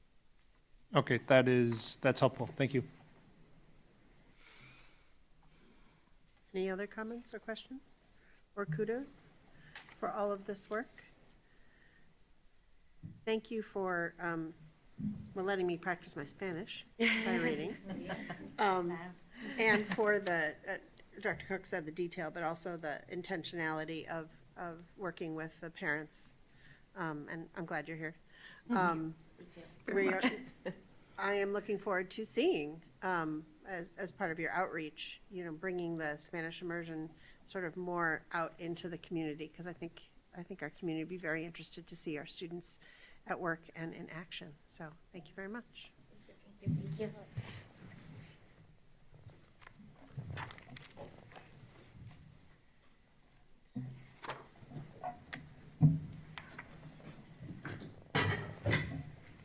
Our next agenda item is a prep for action. It is the school board draft response to our American Indian Parent Advisory Committee. At our February 18th meeting, we received a letter of non-concurrence from the American Indian Parent Advisory Committee. And tonight we're going to review the first draft of the school board's response to the letter of non-concurrence. As we've done in the past, I've read the letter, And then if board members have questions or comments or recommendations for modification, we have our staff here to answer those questions or provide any feedback or response to any feedback that we might have. Dear members of the American Indian Parent Advisory Committee, please know that your letter of non-concurrence dated February 10th, 2025 was received and has been given our deepest consideration. We are grateful for your unwavering dedication and the vital advisory role you play for our schools as outlined by the Minnesota Department of Education statutes, Section 124D78, and the United States Department of Education's Title VI Indian Education Formula Grant Program. We also want to sincerely acknowledge the tireless efforts of our American Indian Education Coordinator, Amelia Cordell, our part-time liaison, Tucker Ketone, our dedicated allied teachers, and all the district staff who are working to uplift American Indian education in Rochester for the benefit of our students. We have listened to your concerns and recommendations and want to share with you our commitment to taking action. Supporting our Indigenous students, families, and staff within Rochester Public Schools is a priority for us, and we will continue to build on the work of past and present years to ensure lasting progress. Your message of support and solidarity for your Central and South American Indigenous relatives and our LGBTQ+ Two-Spirit students resonated with us. Their well-being and safety are also of great concern to us during these times, and we stand with you in our shared humanity. Regarding your specific recommendations from your February 10th, 2025 letter, please know that we are committed to the following actions. Recruitment and retention of American Indian staff. We understand the critical importance of having American Indian staff within our schools. We will make absolutely sure that our HR department continues its efforts to be present at American Indian hiring events, actively connect with tribal colleges and universities offer educational degrees, and build strong relationships with local tribal education departments, Prairie Island, Minneapolis-St. Paul, and Shakopee, Minawakatan, to actively seek out and support American Indian staff.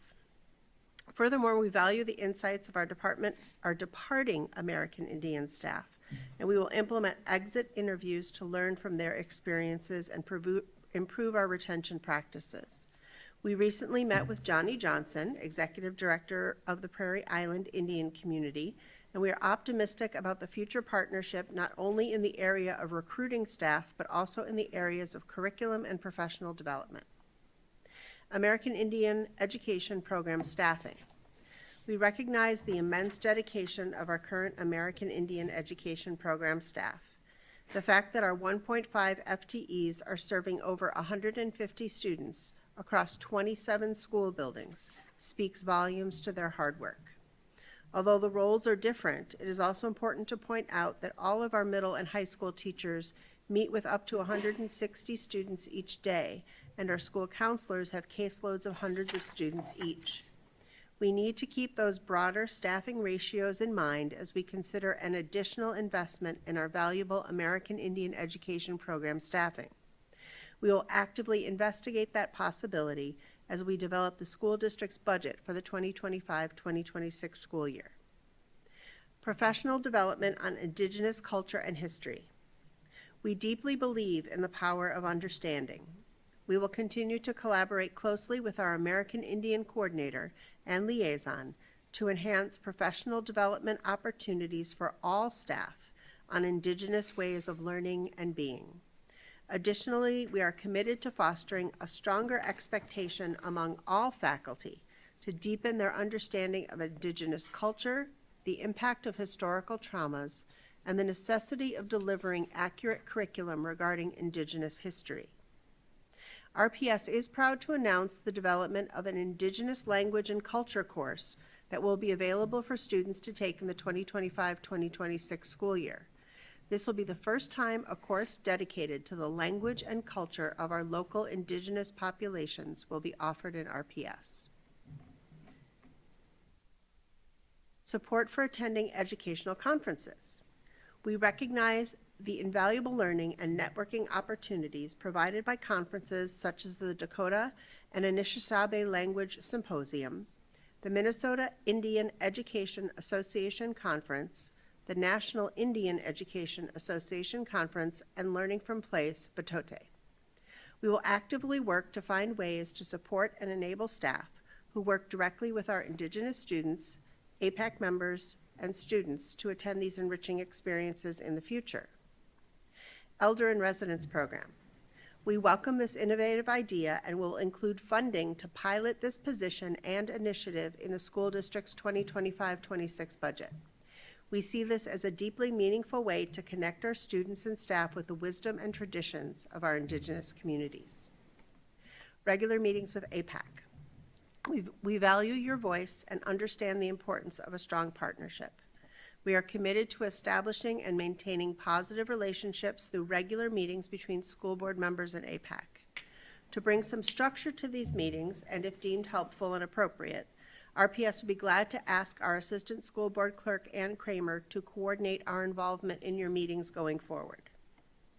Support for Indigenous students in transition. We recognize that transitioning into a new school can be challenging. We will prioritize immediate and intentional planning to provide culturally specific support for Indigenous students and their families entering our district, ensuring that liaisons are actively involved in this process. Transitional plans for 6th and 9th grades. We also understand the significance of key transition points in a student's academic journey. Our schools will work with the coordinator of academic Indian education and liaison to develop specific transitional plans to provide focused support for our Indigenous students as they advance to 6th and 9th grades. Your continued advocacy and profound commitment to ensuring an equitable and culturally relevant education for all American Indian students within Rochester Public Schools is deeply appreciated. We firmly believe that by focusing our efforts on supporting our American Indian students and staff, we are ultimately enriching the educational experience for every student and staff member in our district. We are truly committed to walking this path in collaboration with APAC, addressing your concerns with sincerity and dedication, and continuing to support the success of our Indigenous students, family, and staff. We eagerly anticipate our continued dialogue and partnership. And thank you for being here tonight. Board members, any questions or comments or feedback?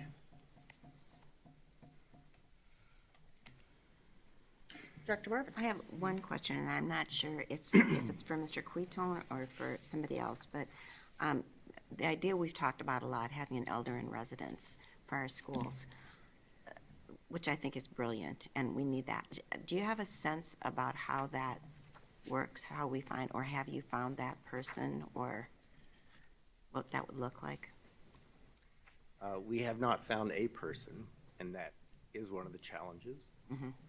We've been reaching out, especially to Prairie Island, mm-hmm. to let them know that that's a possibility of having someone come and work with us. We see that sort of like somebody who would be on call, who could come and assist us at certain times and not have a regular schedule. Somebody who could assist certainly with language, culture, history, and those kinds of things, but also somebody who enjoys working with students. So it's a big job. We're exploring options now, but it would really help to know monetarily what we have to offer someone like that, and also some sort of a flexible schedule. Thank you. Dr. Barlow. I just wanted to acknowledge the effort that the school board and superintendent demonstrates through this letter to APAC, and the progress also that I believe is evident here. I'm excited to see the fruition of some of the things which have been identified in past letters of non-compliance, the elder in residence. I think that's a definite positive move, as well as the course offering that will be made available next academic school year. And that's not to suggest we can toot one's horn, or beat one's drum. But it is to celebrate where progress is occurring, and I'm thankful to see meaningful and I believe significant progress occurring, and I look forward to continuing to work with and work for APAC, the parents, the students, and the community. So thank you for your diligence. Director McLaughlin. I think I spoke on this issue at one of our earlier meetings. I've always been in support of increasing the staff from 1.5 to 2 because I think it is warranted. I would point out in our response that I understand the response, but I also don't think that the comparison is actual, it's a little bit apples to oranges when our American Indian staff are across 27 school buildings. I don't think the regular middle school and high school teachers with the same number of students or counselors with the same number of students have that additional hurdle. And I think that that is a significant hurdle, given our community's growing, things are more complex, there's more traffic, and I could see that that would be a significant challenge. So again, I support increasing the staff if we can manage to do that within our budget.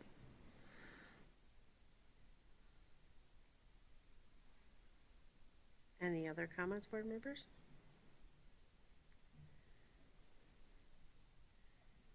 I have always said that I think even though it's statutorily sort of developed, this structure of parent and community feedback that APAC represents, that impacts the content of what we can offer for our American Indian students and staff, is a model for how we should develop and guide our other academic and skill offerings that we do. I appreciate these conversations back and forth every year because it's good to hear from the APAC members how what we did last year worked or didn't work, and to know, as Director Barlow said, that there's still ongoing work always to be done. I appreciate the efforts that APAC also makes to try to identify solutions to issues that are difficult to solve, such as the recruitment and retention of American Indian staff. I feel like every year we're always looking to continue what we've been successful for, but keep trying to find creative ways to address it, because that is an ongoing challenge.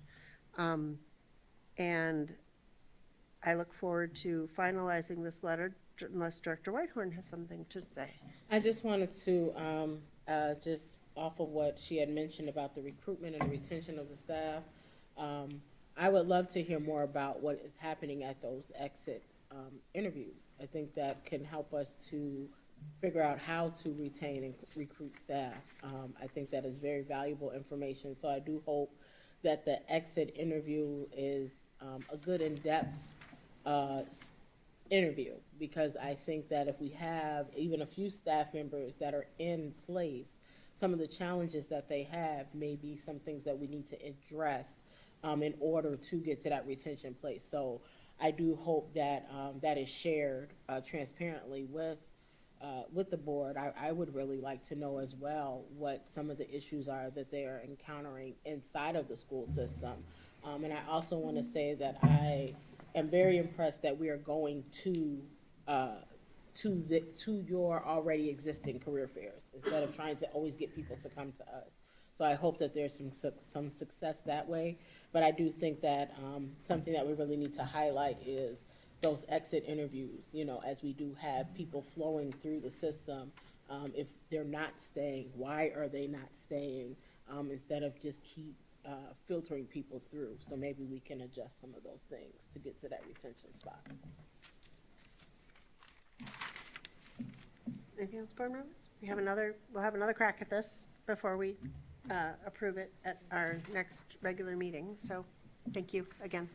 Would you mind if I shared a couple of observations? Absolutely. Just to kind of follow up on what Director Barlow was saying about the progress we've made. I hope you're not feeling discouraged that this is another letter of non-concurrence, because I really think it's about the journey we're on and the progress we're making. So whether it's concurrence or non-concurrence, we're still moving together and we're moving forward, you know, to, I think, recognize the Native students in our system and really to see Indigenous education as good for all. Secondly,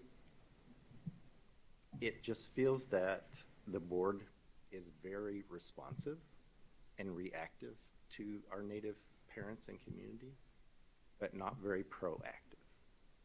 And I think it would be very encouraging to our students and parents to see more proactive work from the board in meeting the goals that the district has for Native students and for all students, helping them understand and learn more about Native history and culture. So, thank you. Thank you for what you do every day. All right, thanks. Thank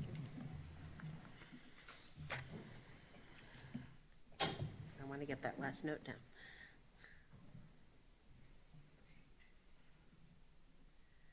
All right. Our next agenda item is also a prep for action. It is the second briefing of the policy committee recommendations from our February meeting. This is the second briefing before the policies will be on the consent agenda on April 8th. Are there any additional questions or discussion on the policies? Hearing none, we'll bring it back to the consent agenda on April 8th.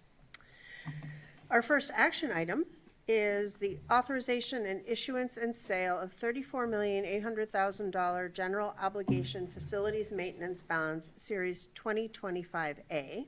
This is an action item, so I'll read the resolution and ask for motion and second, and then we can get any additional information from our panelists and discussion. Be it resolved that the School Board of Independent School District 535 does hereby approve the updated 10-year long-term facilities maintenance plan for the school year 2025-26, and be it further resolved that the School Board of Independent School District 535 does hereby approve the resolution relating to $34,800,000 general obligation facilities maintenance bonds, Series 2025A.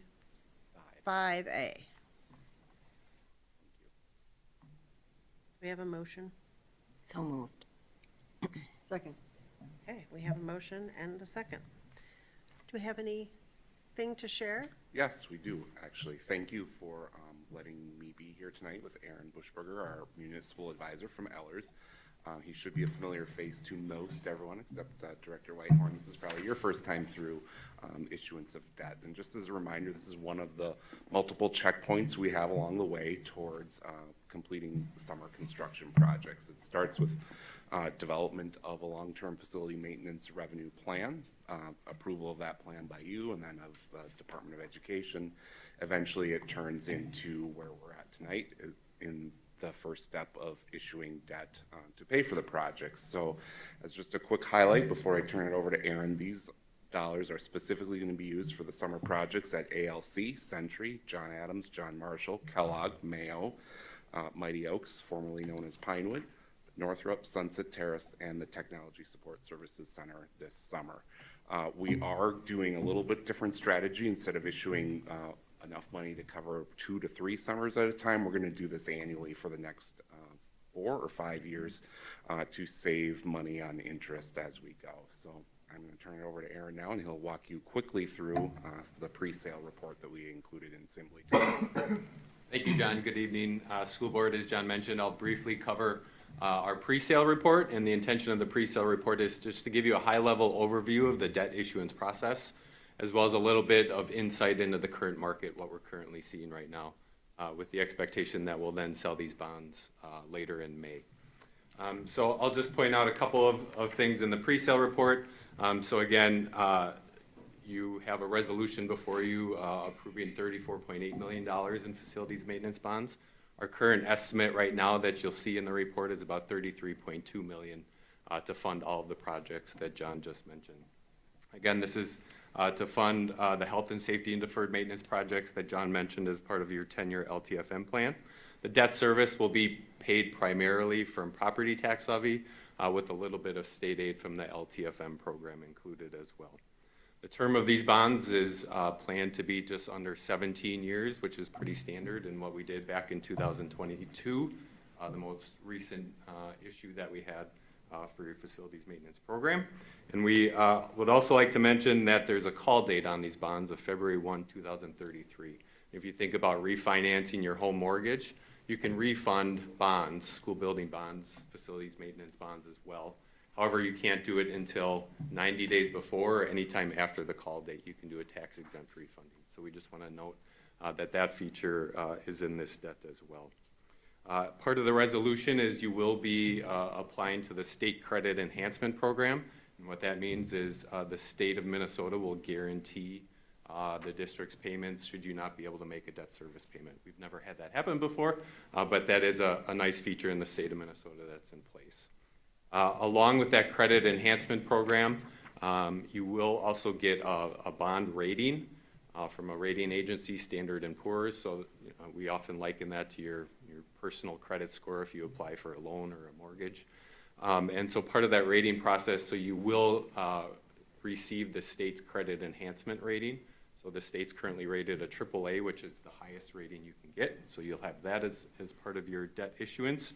And you also receive what's known as an underlying rating, which is specific to Rochester Public Schools. You currently have a AA rating, which is the third highest rating that you can get. And so it's a very strong rating, especially when you compare that to your peers in the state of Minnesota.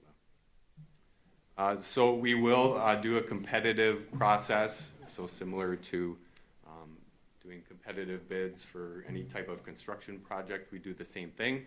We receive bids at a certain date and time from underwriters and award the sale of the bonds then to the lowest bidder, in essence, the underwriter who comes in with the lowest true interest cost, it's called. I will also mention that we talked about the call date and the potential refunding down the road. As part of our process and our service to you as we continually monitor potential refunding opportunities on your existing debt. Right now, there aren't currently any opportunities, which is just fine, which means you're paying a very reasonable rate on your existing debt as well. So the schedule then, the first step is tonight by having the board approve this intent resolution to authorize the bonds. We'll work with John and his staff over the course of the next month or so, get information out to the market. So your potential underwriters and bidders know kind of some more information about Rochester. And then we'll receive those bids at the morning of May 20th. And then we'll be planning to attend your May 20th meeting to award those, the sale of those bonds. And then you'll receive those funds on June 12th. You should be off and running then for your next fiscal year worth of projects. The last few schedules in the pre-sale report just shows kind of an overview of what we call our sources and uses, where the funds are coming from, where they're going. That kind of ties out to John's LTFM plan to show that we'll have funds to cover those project costs. Right now, given the current market, we have an estimated true interest cost of about 3.9%. And so we're not selling until May 20th, so I can guarantee you that's going to change. But we do have what we feel like is a conservative estimate in there at this point in time. And then finally, the last couple of pages are the debt plan for the district. So this is taking into consideration your capital and debt service levies. And so again, we're factoring in your overall tax base, your existing debt, and then the planned new debt as well. And so on the very last page, you can see kind of the bar chart that summarizes that. And again, we're striving to achieve that level tax rate going forward for your community and for your taxpayers. And so as John mentioned in his board report, we do this through a combination of levy as well as issuing bonds to try to maintain that level tax rate over time. So that concludes what I had to share. Be more than happy to answer any questions you have. Dr. Cook? So I'm sure that this has been thought through, but just for for my edification here, I guess, and anybody else who was curious. The estimated payment date or closing date of these bonds is June 12th, but a lot of the funds, as I understand it, are for the projects that we have scheduled this summer. So can you just walk me through like when the bills are actually due for those projects? Because I imagine they're going to start before June 12th, right? Actually, no. Most of the bills that we've accrued so far that we've been paying through money that we already had are the architect fees and kind of designing the projects. The actual first bills for June work is probably coming in the July timeframe. So that's why we scheduled for a June 12th date to receive the funds, because we don't anticipate having bills due until July. Okay, and then the only other thing I was wondering about is in the, what you noted about the, just sort of planning to issue this debt 1 year at a time roughly in order to not sort of hold it, makes a lot of sense. In the current market, and it's a hazardous thing to try to predict what anything's going to be like a few months from now, but is this a good time to be issuing bonds, or a average time, or is there any way to characterize that? Yeah, that's a great question. Unfortunately, we don't have the crystal ball, right? Sure. But I think the timing of these issues are more about when you need the funds and the proceeds to pay those bills. So I think that's more kind of about what this timing is.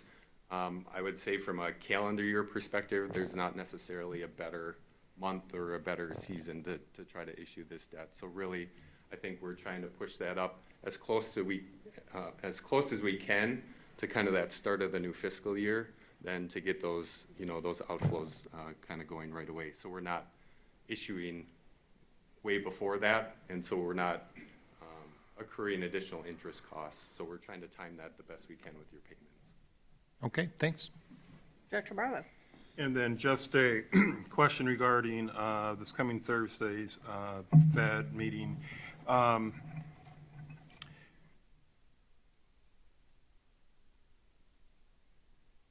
increase or decrease, will that affect the, I think you mentioned 3.9?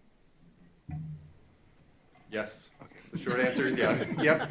And remember, and so on this schedule, right, you have each maturity has a separate interest rate, right? And so if you look at kind of a 1 year, a 5 year, a 10 year, a 20-year benchmark, they're all changing at different intervals, right? So while we may see an improvement in the short-term rate, that may mean an increase in the longer-term rate. So I guess that's a long answer, but yes, it will change for sure.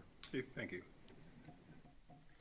And I also wanted to note that since you gave us the original estimation of the cost for the projects, you did a re-estimation that caused the total expected cost of these projects to be reduced by $7.85 million. And I think that's an important thing to highlight for our community, is that we are always looking for ways to do this at the most efficient and least cost method, both in how we first estimate the costs, and then, as we're talking about tonight, how we actually finance it through debt. So I appreciate that piece, and I can only imagine that doing this annually will allow us to have better estimates of the costs each time we go out for the bonds, as opposed to having to do that prediction.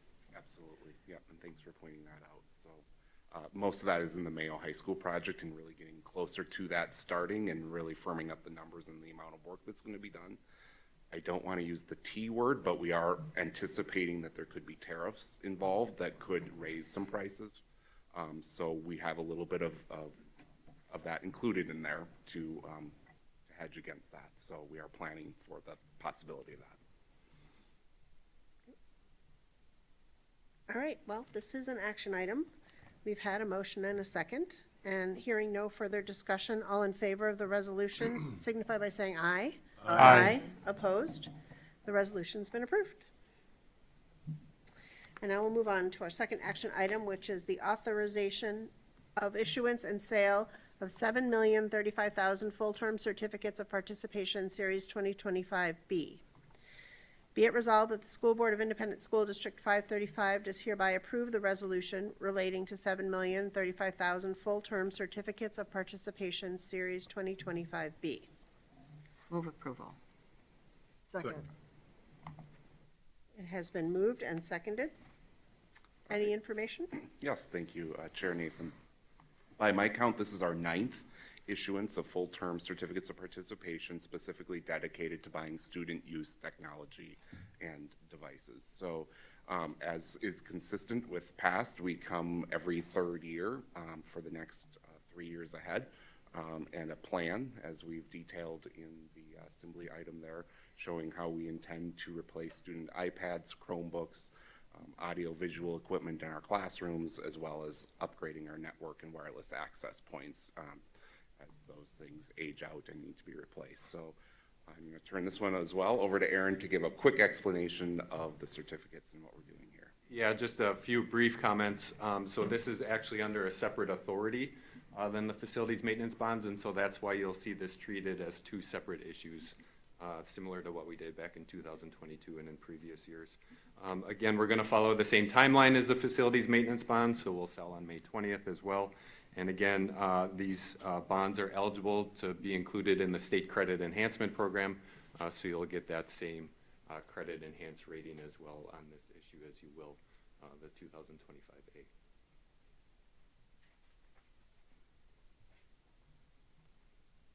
Questions?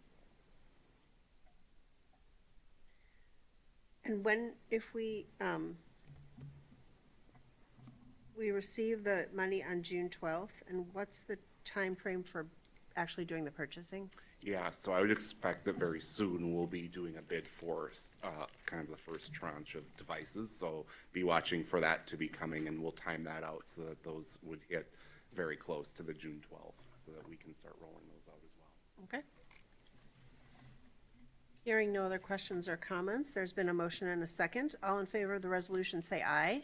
Aye. Opposed? The resolution has been approved. Thank you. Thank you. Item 10.1 is our updated ABCD. Are there any agenda items board members would like to raise for consideration for a future meeting agenda? Hearing none, our upcoming board meeting dates are March 25th at 5:30 p.m. a study session, April 8th at 5:30 p.m. a regular meeting, April 15th at 5:30 p.m. a study session, and April 22nd at 5:30 p.m. a regular meeting. And hearing no other business, this meeting is adjourned at 7:41 p.m.